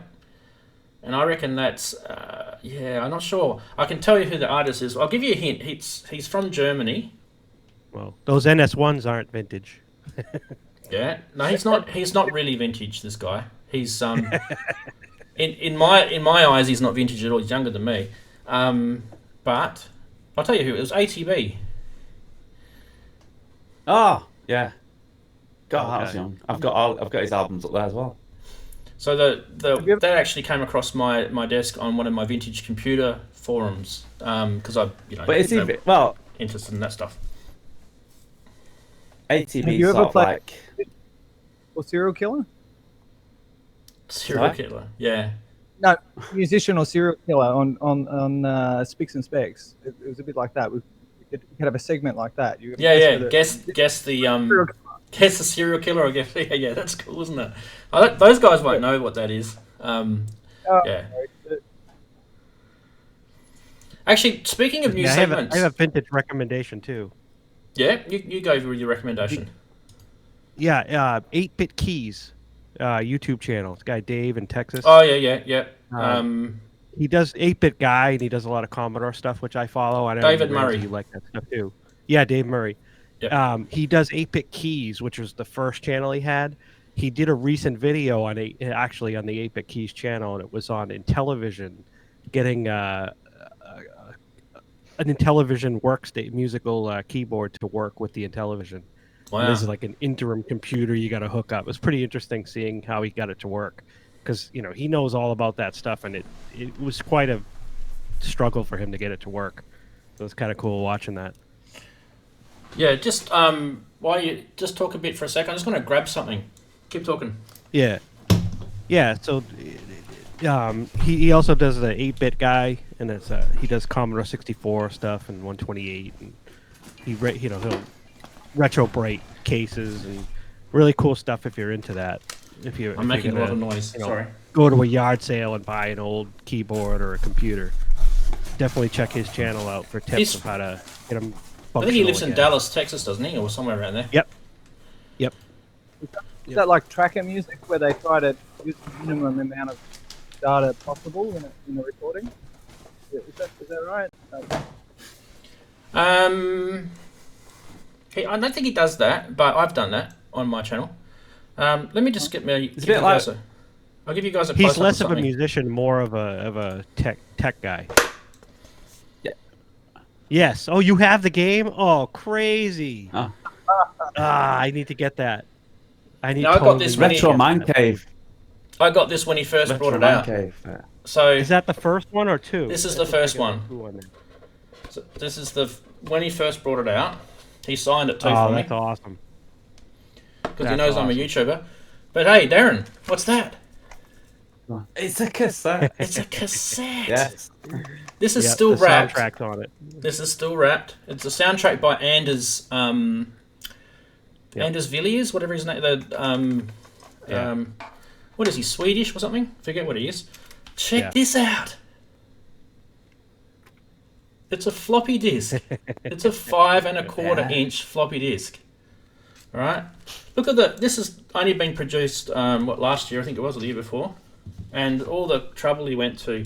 Bit of a plug from the 8-bit guy, but look at all the detail he went into with this. Yeah. So that game runs on the Commodore 64. Since he's ported it to, I'll bring you guys back. He's ported it to different PC. IBMs and. I think the old PCs. Yeah. So it's called Planet X2. So there's an 8-bit guy, but on that cassette is a you also get the digital download as well for the album. It's included for free. Yeah, we could geek out for hours talking about old retro Commodore stuff. I've got some here too. Oh yeah, I've got you guys can see the Amiga there. Yeah, I've got an Amiga. Although I think my Amiga's completely dead. It's in the loft. I think it's completely gone. But Retro Man Cave, he's into his Amigas. If you've ever seen him. Yeah, I know who he is. Yeah. Brilliant. So just while you were getting talking about 8-bit guy, I thought I'd show you. We're talking about media formats there. I mean, you've got vinyl, which has sort of made a comeback. I still like my vinyl. Yeah. You've got it sells cassette, more than CDs right now. Yeah, exactly. Yeah, I love my vinyl. You've got your CDs, you've got your cassettes, but mini disc. What happened to that? I got a mini disc player, some mini disc, and it sort of didn't go anywhere. Remember those cars that had 8 tracks in them? They had they had the cartridges. But I 8-track was bad though, because you could hear the bleed from the other track. Yeah, you could. Flipped around the other way. The ghosting of the It was channels. in reverse too. Yeah. That's why people used to. If your head wasn't aligned, that there was like demons and devils and stuff in their music. It was from the 8 tracks. Yeah. Listen, guys, I've got a really big problem, like a serious, major issue, and I thought I'll leave it to the end of the stream to bring it up. But my headphones, they're deteriorating. Mine too. Oh, no. Have you guys had headphone cancer? Who's got headphone cancer? It's got to be a common problem. So everyone's got it. Yeah, there you go. Look at that. Headphone cancer. Mine don't get that much use, really. I've got the. Mine are so dead. I need new ones. These ones. The 80 AKGs, and they don't suffer from headphone cancer. These ones, I don't know why. That particular brand never gets a problem, but the Audio Technicas do. Well, these are a sort of cheap version, but they've got AKG cans inside. What is it, Behringer, is it? I can't see. Can't hear what you're saying there. Was that what brand is that? Are they Behringers? Oh, no.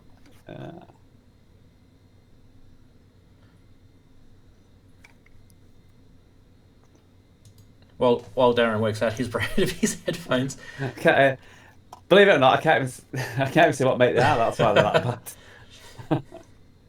But they do have the same vibe. There's a famous Australian YouTuber called Dave Jones. He does like electronic engineering videos, and he always talks about what is it, Kung Wang Fo from the Shenzhen markets.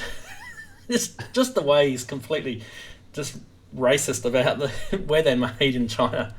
But most of the stuff that we use is made in China. And that's probably what's happening with mine, is they've got just that cheap, PVC type paint on them, and after a while the sweat, because I'm old and fat, gets into your headphones and deteriorates it. The back of my headrest there is the same. It's going. Yeah, it's just cheap paint. That's all it is. Yeah. So, has someone in the chat said about it yet? Well, these I've got. You notice I've actually changed the pads on them. The original pads on the what are they called again? The M50s. The original pads on them were the same, plastic sort of leather look plastic vinyl, and I changed it to these. I actually bought these from AliExpress or eBay or something like that. To cost me like $5 to change them. you go to like a music shop to get your headphone pads changed, and they want like $50, and you go to AliExpress and they want $5 for the same thing. So, and these have lasted me for about 2 years, whereas those the remakes that this actual company Audio-Technica resell you to put back on, they lasted another 6 months. So I just went, stuff that. I like the headphones though, I just don't like the quality of the paint job. First world problems with Ranzee. Has Michael frozen, or is he still there? No, he's still there. He was just resting. I was looking at him going, is he frozen? He's still there.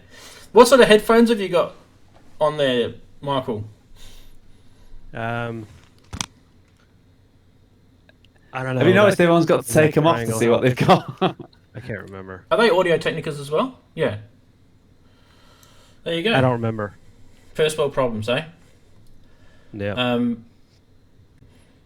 The last set of headphones I had before these, before the AKGs, they were the last set before these, were Sennheisers, and they kept cutting out. There was some sort of soldering problem inside, and I thought it was the cable. I replaced the cable. I ended up throwing them against the wall in disgust. That's what happened to them. They had a very abrupt death, those headphones. ATH M20. They're probably similar to the ATH M50s, I guess. Probably, I don't really know much about models. There used to be this shop down the street where I live that used to literally just sell headphones. They didn't last very long. When they launched, I thought, oh, here we go. This is an interesting idea, and I don't think it's going to last very long, and it didn't. But it was cool because you go in there and they would sell headphones for everything. So it would be, whether it would be for telephone people, for music people, or for even just people wanting Bluetooth headphones for jogging around the street, that sort of stuff. They had everything. It was massive. It was like if you're into headphones, it would have been a cool place to go. I don't know, one thing about headphones that makes me think of, even this pair has it. The Sonar works. It's like a EQ curve for your studio. Yep. To kind of balance out because your room's not perfect because you're at home, and you don't pay for the professional tuning. This headphones, whatever, I forget what it is, but they're in the profile of one of the profiles in there, so I can mix with them, with a profile built for these headphones, so you get a flat mix, which is really cool. So if I was buying headphones, I would actually look at that list and make sure I bought something off that, that had a built-in profile. Yeah, that you can do. That's kind of a random thought, but yeah, I think there's a plugin that you can actually tune your headphones to as well. Yeah. Yep. That's what cool. The Sonar Works does that too. Yeah, that might even be the one I was using. I forget now. The problem I've got with mixing with headphones is that I'm old, and when you get old, your hearing changes, and it doesn't necessarily mean that you lose your hearing, but what you do lose is the ability to multitask here. if that makes sense. So the easiest way to find out whether you're starting to lose that ability to multitask here is when you're in a room and you've got lots of people talking at the same time, and if it frustrates you because you can't hear someone in front of you talking, clearly, that's when you know you're losing that ability to multitask here. Doesn't mean you can't hear the person. When you punch. No, go ahead. It doesn't help when you punch your eardrum neither. Is that what happened to you? Oh. Yeah, left side. So how do you compensate for that? Well, over time, it's not so bad now, but it's going back quite a few years ago when I did it. And yeah, so when I did it, it sounded like when you're underwater, the left-hand side, it just sounded like it was people were talking to you and you were underwater listening to them, and it was like that for quite a few weeks. Yeah, so that's got a little scar on me eardrum, so I don't notice it now. So everything I'm writing might be completely way out from the left-hand side. No, we'd tell you. You can always just change your headphones. You just swap them around, then you know. Just literally swap your left to your right. Just turn around like this. Boom. Quick and dirty way to check. Now it's healed. I think it's just, it's back to pretty much what it used to be like. But I'm getting older anyway, so my hearing's going. Yeah. Offworld was asking if any of us have lost the top end of our hearing. I actually had my hearing checked. Like a few months ago. 7K. You know when you do the hearing test and they do the little beeps, right? And it's different volumes and different pitches, and they appear at different, in your mind, they appear at different locations in your hearing. I had that done recently and I passed. So, and it's kind of weird because I used to be in the military and my ears I used to be in the Air Force, and for many years, and we were listening to F-18 Hornets take off, and those things are bloody loud. There's a good Australian euphemism for you there. But yeah, I'm surprised that my hearing's still okay. I've just lost that ability to, not lost, it's going away, the ability to multitask here, which gets frustrating when you've got lots of people talking in a room. My battery stops at 7K. Okay, we'll go with Michael first. What did you say? Yeah, I say my better ear stops at 7K. So I'm a poster child for, hearing damage from too loud music for too long. Ah, fair enough. I think, Daren, you were the one that was saying something, weren't you? Yeah. Well, I was actually going to say, can you still up to nearly 20K then? I can do 20K, yeah. I think I'm down. Wow. I'm down. Last time I did it, I think it was down to 17, 18. So I hadn't lost a major amount, but I think it's less than that now. Okay. I think I'm closer to, in that I roll off at 10. I had it checked. I was actually worried about the tinnitus. I was concerned about ringing in my ears. And since I had the test, I think it actually helped me relax a bit and feel a bit more comfortable with it all. And the tinnitus is not so bad. But that's years of standing in front of bass cabinets and a drum kit and cymbals, drummers' cymbals particularly, right next to them. Yeah. Exactly. I think everybody gets tinnitus. This is something that I think a lot of people don't realise. Everybody gets tinnitus, but for a lot of people, it only happens for a few seconds and it goes away. But 24/7, both ears. Yeah, there's lots of people that live with it, like you, Michael. You've got to live with it forever. Yeah. But what helps? Is cannabis. Actually, it changes the way you perceive audio, and how you can't discern different audio sources if two things are happening at once. It actually brings it back. I might be kidding myself, like, oh, it sounds like it's coming back, but it really does feel like the separation is there. And I can hear like the reverb on the smallest instrument, and I can detect, I can hear the delay on that, or I can hear that there's an echo over there, and I can place things a hell of a lot easier. So I don't know if it's a mind trick or if it's real, but it's pretty cool. That's interesting. What were you going to say, Dazza? Yeah. It might be related to the fact that you relax as well. That might be a psychological Yeah. I've got an older friend who's played music his whole life, and he's actually, the band, they've actually named it the Ring-Ins after the Ring-In. One technique he swears by. He said, I went out on a motorboat one day, and I was just listening to the something to do with the hum of the motor affected my hearing, and when I got off the boat, I didn't have the ringing anymore. And he said that lasted for like 3 years, that it was free of ringing. Somehow this resonance of the engine and sitting in the boat affected how he's hearing. I don't know how that could be. I don't know what the evidence for that is, but that's his story, and he sticks by it. So he's bought another boat to go and try and clear up his hearing. That's crazy. Wow. I think the biggest issue I've got is eyesight, not hearing. My eyesight's deteriorating quickly because I'm nearing on hitting 50 now. So yeah. So all my life I've worn glasses, but it's been for long sight, so for driving, so I can see signs along long distance and that. But now I'm finding I actually have to, especially some of these manuals that you get that are written in like minute print. I can't even read it now. I just have to get a magnifying glass. Yeah, you got to pull the stuff. phone out and do the magnifier on the phone. Yeah. So that's how I know I'm on the way out. So. Yeah, well, I am as well. I've got a 14-inch telly in front of me, so I can see what's going on. I like it. Yeah.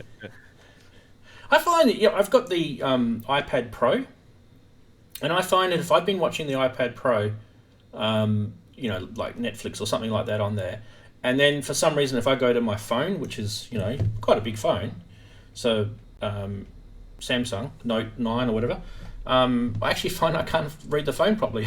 So yeah, I think it's all to do with muscles and stuff in your eyes, and they relax and tense up and things. How do you reckon LEDs and lasers affect your eyes? I have nights in here with all the lights running, and I swear by the end of the night, it's like my eyes are kind of tired, kind of burned. A little bit of laser surgery going on inside the back of my eyeballs. Well, the LED lights what's it called? Light emitting diode. But what's the actual thing called that makes the light? Mental blank. Sorry? Photon? There's another name for it. Could be that. But anyway, they're actually, I think they've done scientific tests. It's actually better for you than those, old electrical filaments, and definitely better than halogen. But one thing I've noticed, Dazza, your area, I don't know if it's just your camera that picks that up. Is that actually pretty dark in there, in your room? Yeah, it's pretty dark. So one thing that will happen, if you work in a dark area, you actually cause yourself more eye strain. Yeah, it could be a factor. So you can see my area here, see how light it is, right? Yep. That would probably be, I wouldn't want to, I usually pull these lights over so they're actually, and they've got more lights over there that I turn on.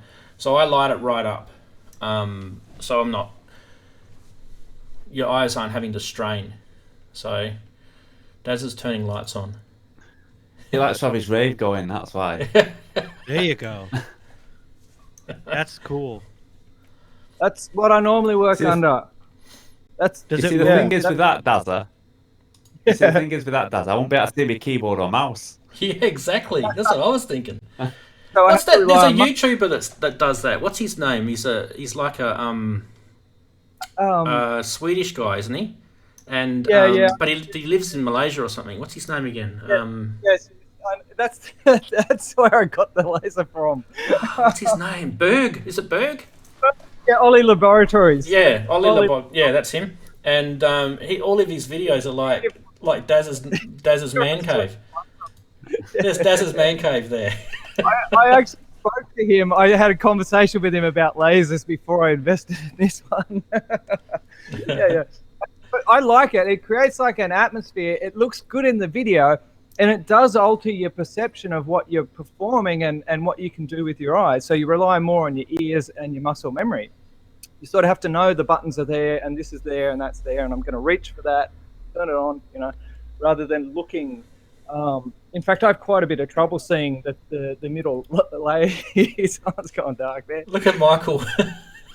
Michael, have you got the Philips thing, have you? Have you got those Philips globes? Yeah. All 3 bulbs in here. And in the studio, the big room, there's 4 in there too, so I can change it with scenes. Pretty that's cool. awesome. Now, when I made that comment about the lighting, it was more about the eye strain. It wasn't necessarily a dig at like how you should set your studio up.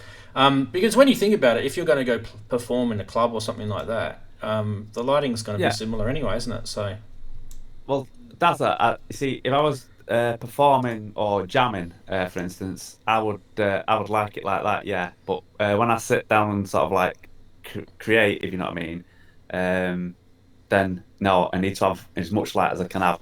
I mean, the camera's turned up on this, so it's a bit darker than it actually looks. But it's probably at its darkest, really. I'd have to put the lights on if it got any darker. Yeah.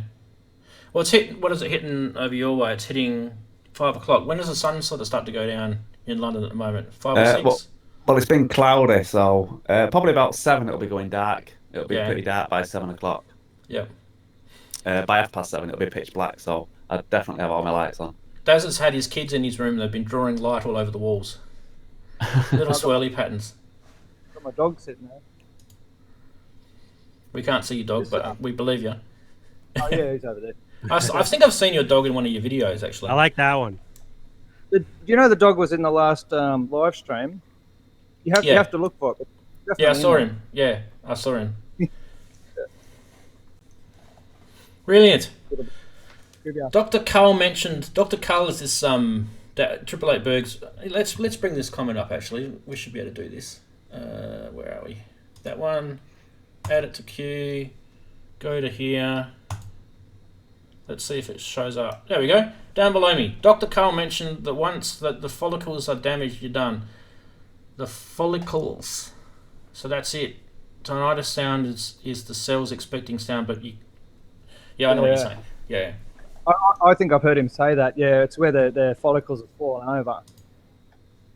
So Dr. Cull is this science guy that we have in Australia. He appears on all the different radio stations. You guys have probably got someone similar in your countries. They have like science people that, you know. I think in the UK there's that the guy. What's that guy's name? Does a lot of TV shows and he's kind of like a physicist and he does. I've got quite a lot. He's really famous though. What's his name? He's quite young. Brian in Cox. the US, it's Bill. Yeah, Nye. Cox. Yeah, that's him. Yeah. Brian Cox. So Dr. Cull's a bit like him. Say that again. I said that Orbital used Brian Cox on one of their tracks on the latest album. They did, yeah. It was a good segue. Michael, do you have like a science guy that appears kind of... Yeah, Bill Nye. I think I haven't heard of him. Would be the equivalent here. Yeah? Yeah, What's he's his pretty cool. claim to fame? A little sassy. He just does exactly what you said. He just basically explains, why science is important and how to understand it, stuff like that. Yeah. So the guy or Neil deGrasse Tyson is a physicist. He does the same thing. I've heard of him, yeah. Astrophysics. Nice segue. Like Neil deGrasse. And by the way, that'll be on my next track tomorrow, Neil deGrasse. So cool. Michael, is that the cannabis theme you've got on the moment? Yeah, exactly. The big haze. It's Saturday morning. It'd be a little bit early, but I could if you wanted. Is Massachusetts legal now? Is it? What's the story with? Yes. Okay, cool. I have my medical card. I had it before it was legal, so that you could go to the place. But yeah, so I got my card. What anybody states, can buy it now, but then they pay tax. There's still states that we're waiting on, aren't they, that haven't legalized it yet? Yeah, it needs to be federal. They need to just make it federal.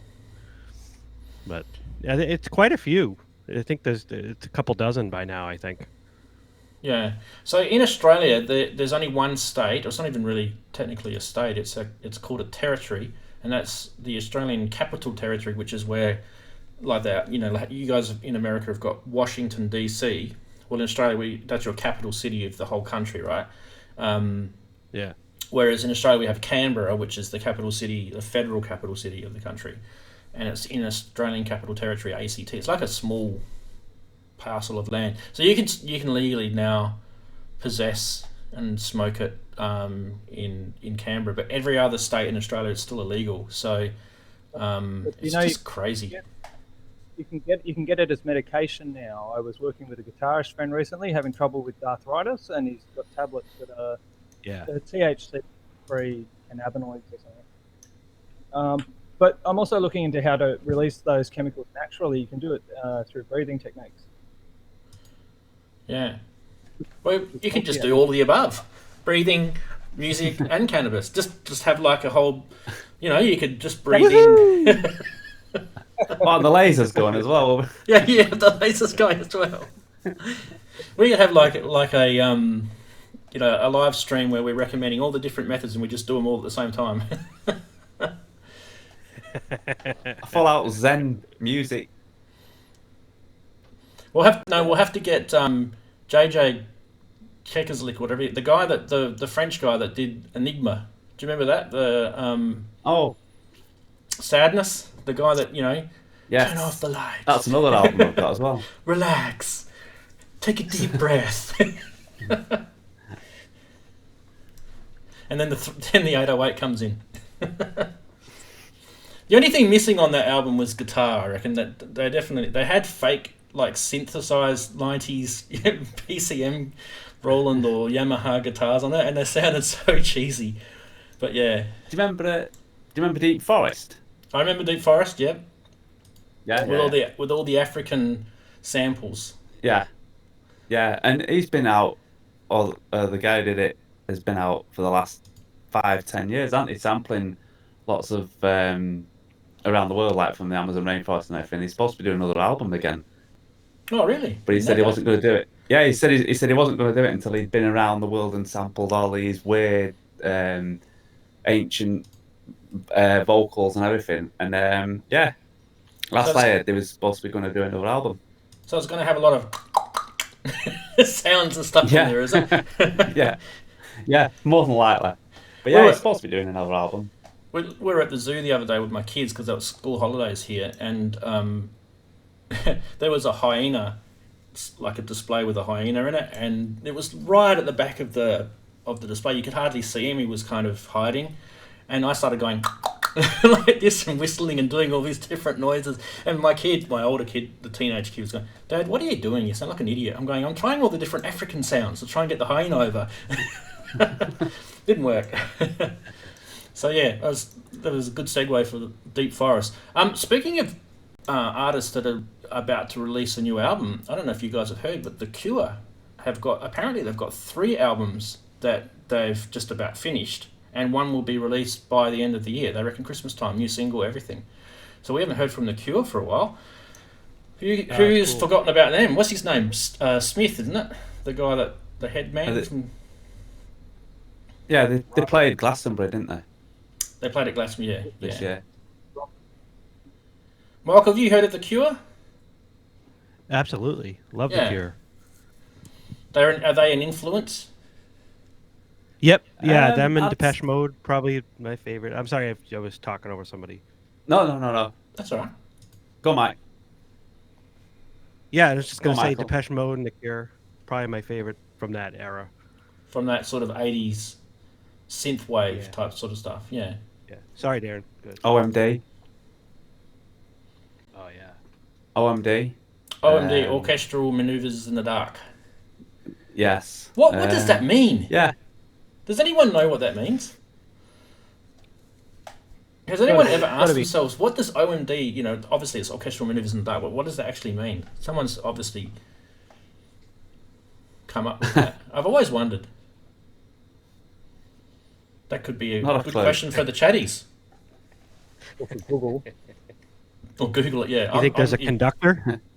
You think there's a conductor there in the bedroom, or what's going on? I think it's definitely something to do with Under the Sheets. Yeah. I think it's a bit of a play on words, yeah. Are the guys bald? Or have they got bald spots on the top of their heads? I'm gonna say they might have now. Well, yeah, too many U-turns under the sheets. Their headphones will. Yeah, their headphones start flaking like that. Wikipedia, and there's no too rude for Wikipedia.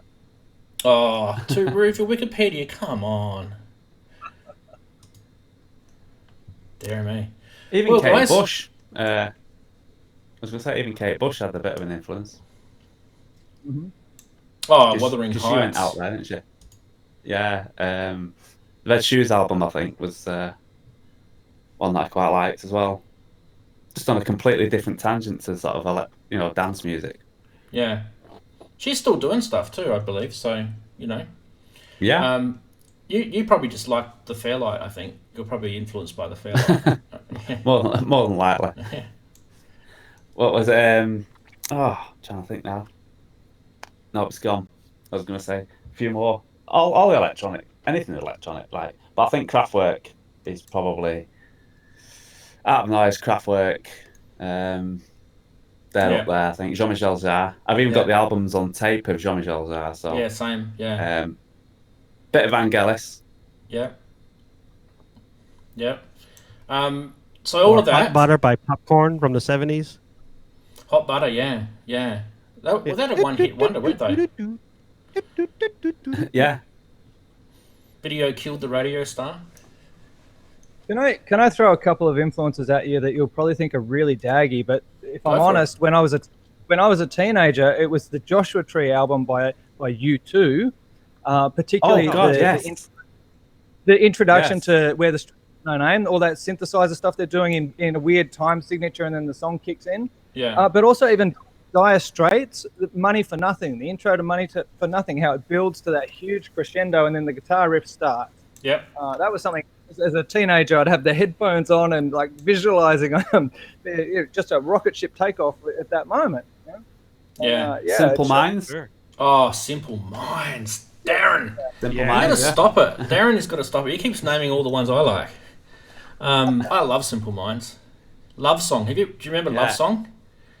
Yeah, What I is think I that? think What I is got that it. sequence thing at the start of Love Song? Like, it's kind of it's not even in time, and it plays through the whole I've not song. listened to it, so I'll have to listen. You to guys it. have to I'll listen sample that to and do this it. song called Love Song, and you'll hear this sequency thing at the start, and it sort of disappears into with all the other instruments layered over it. But you can hear it through the whole song, and it's not even in time. It's a different time signature. It's crazy, but it works. It's so cool how they've done that. What was I going to say? Back to what Dazza was saying about Dire Straits. And I'll just go to you, Dazza. Do you remember the album before Brothers in Arms? It was called Love Over Gold. I do. Can you just prompt my memory, or do I need Google? No. So it had. I'll just go to us. It had songs on it like Private Investigation. It had Telegraph Road, which was like this epic ballady sort of guitar. They used to love playing it live. And there was another song on there called Industrial Disease. And it had Industrial Disease had this really noise sweeping filter sound through it. So they were into the synths, those guys. I know they were mainly guitars, but they were definitely into the synths. Oh, for sure. And I've been I think looking some at of the earliest stuff would be like Elton John. Oh, yeah. Oh, yeah. Some of the stuff on Elton John's albums. Like what sort of tracks would you say, Michael? Yeah, like even the big commercial ones with the, the one about Rocket Man, Benny and the Jets. I'm drawing a blank. Yeah, it opens the whole album. It's just awesome. Yeah. But same thing, holding the head, with the headphones, and you're playing the album, and you're just listening to the whole thing evolve and change. It's just so cool. Oh, he was a very clever musician, Elton. Axel Soft in chat is just let's include the chat guys here. Axel Soft in chat is saying Ultravox and Visage.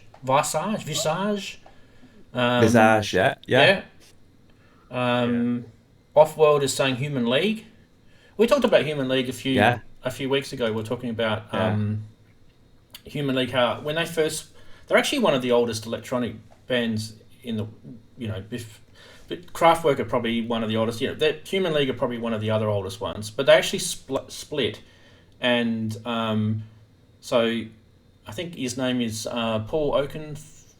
No, what's his name? I forget the guy's name now. Anyway, a couple of guys went off and formed a group called Heaven 17, and the other guys stayed with Human League, and they had the two girls as a backup vocalists.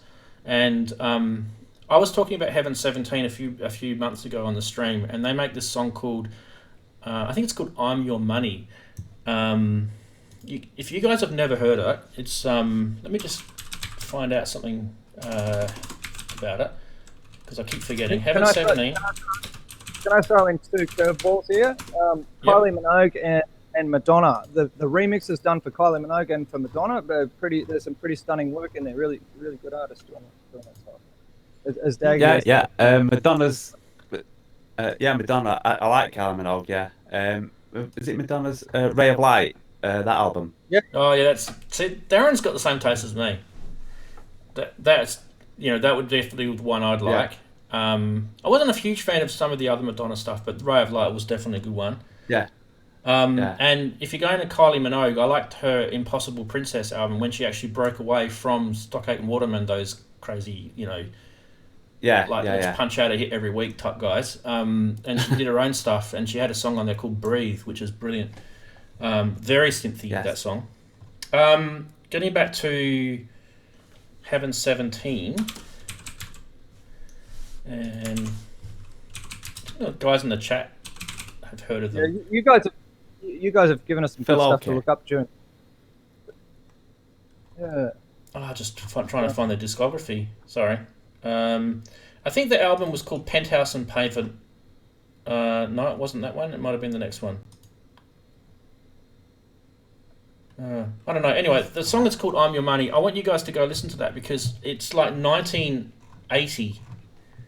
That song, and when you listen to it, have a think about what music is like now, like what's popular and what a lot of bands use, and then think to yourself, wow, these guys did this, getting close to 40 years ago. Like within probably a year, it's 40 years old, that song.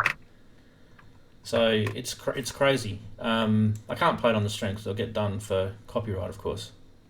But yeah, if you just go onto YouTube and search for Heaven 17, "I'm Your Money," you'll find it. It's a crazy song. What do we got there? Kate Bush. Shoes album. That's a good one. Is that the one with the? I can't see because it's reflecting. Is that the one with the ballet shoes? Yes. Yeah. Is that better without that? Yeah, that's the one. I remember that. My sister loved that album. Yeah. It's I like that album as well. I was going to say, Drum Club. Do you remember them? Yes. So I think we've established Daren and I's music taste is exactly the same. Oh, right. Yeah. That's bizarre. Pretty much the same, I think. It's bizarre. That is bizarre. Almost the same. Yeah. I want to hear more from what Michael's influences are.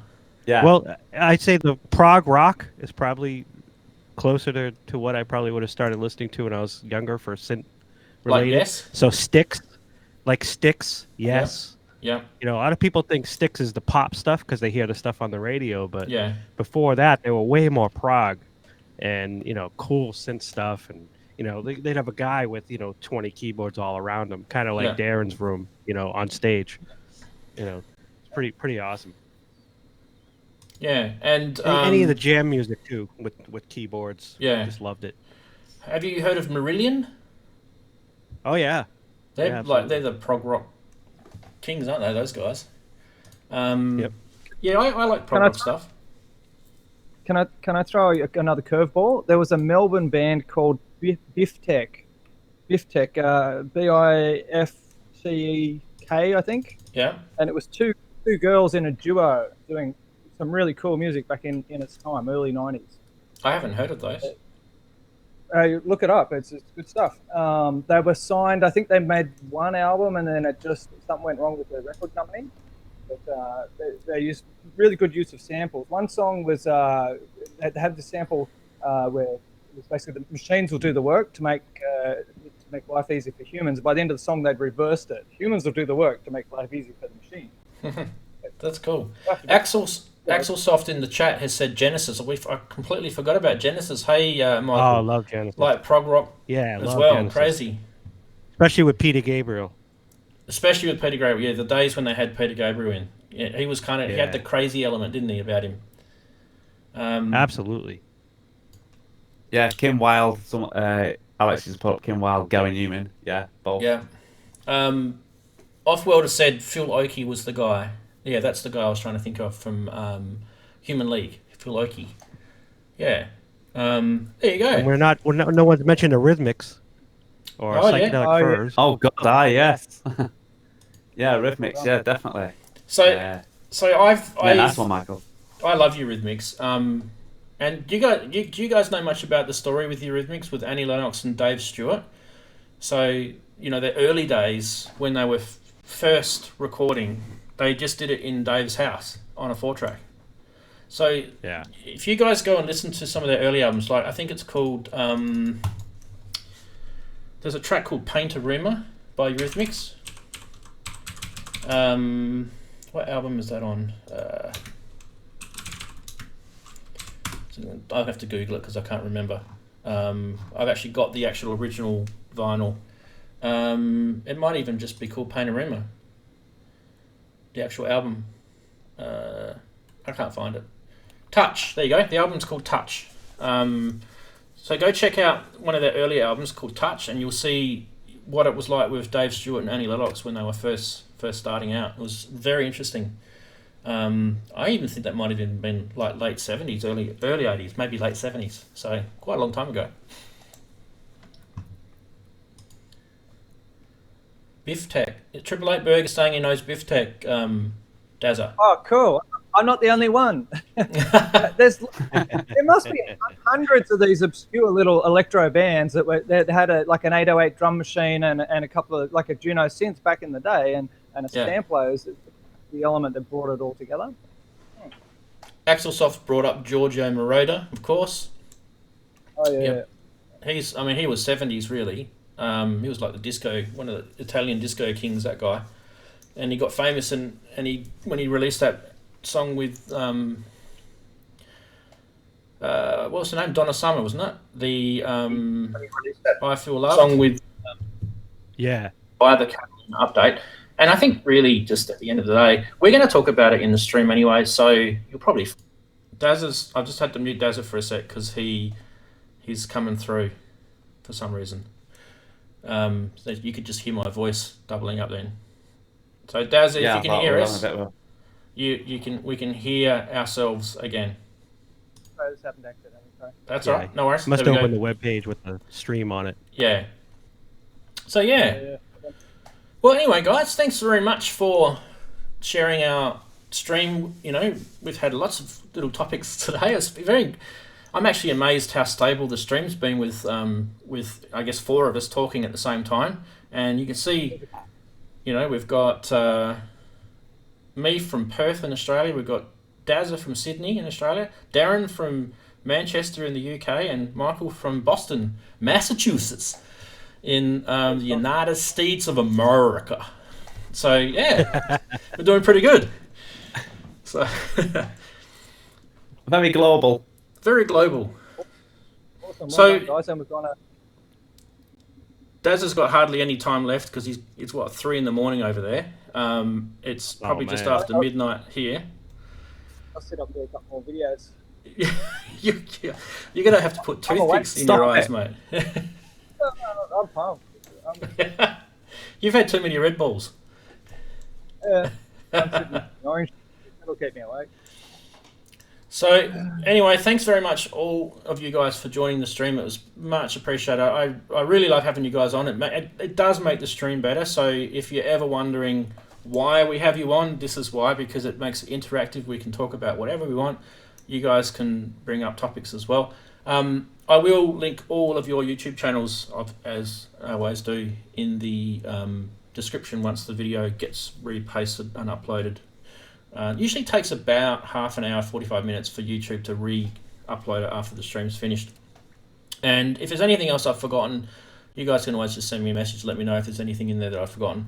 Any questions about the stream or anything, jump into the chat and ask away, or jump into the comments of the stream when it's re-uploaded and let us know. Don't forget, next week we'll probably have, who knows, we might even have Inky back, we're not sure. All you guys are welcome back, of course, definitely. 888 Berg needs to come on. Yeah, we need to get. I think he's another Australian, so we have to get him back. I think he lives in a different part of Australia again. But yeah, definitely get some different people on. Absolutely, get rid of this ugly guy on the top left-hand corner. I mean, he's pretty ugly. Get someone different up there. I might put my 10-year-old daughter in instead. She was begging me to come on the stream tonight, and I said, you're not old enough. We've had my daughter on. We give her a handle. It's Panda Paws, so we don't refer to her by name. But yeah, we've done that. Oh, that's a good idea. Definitely.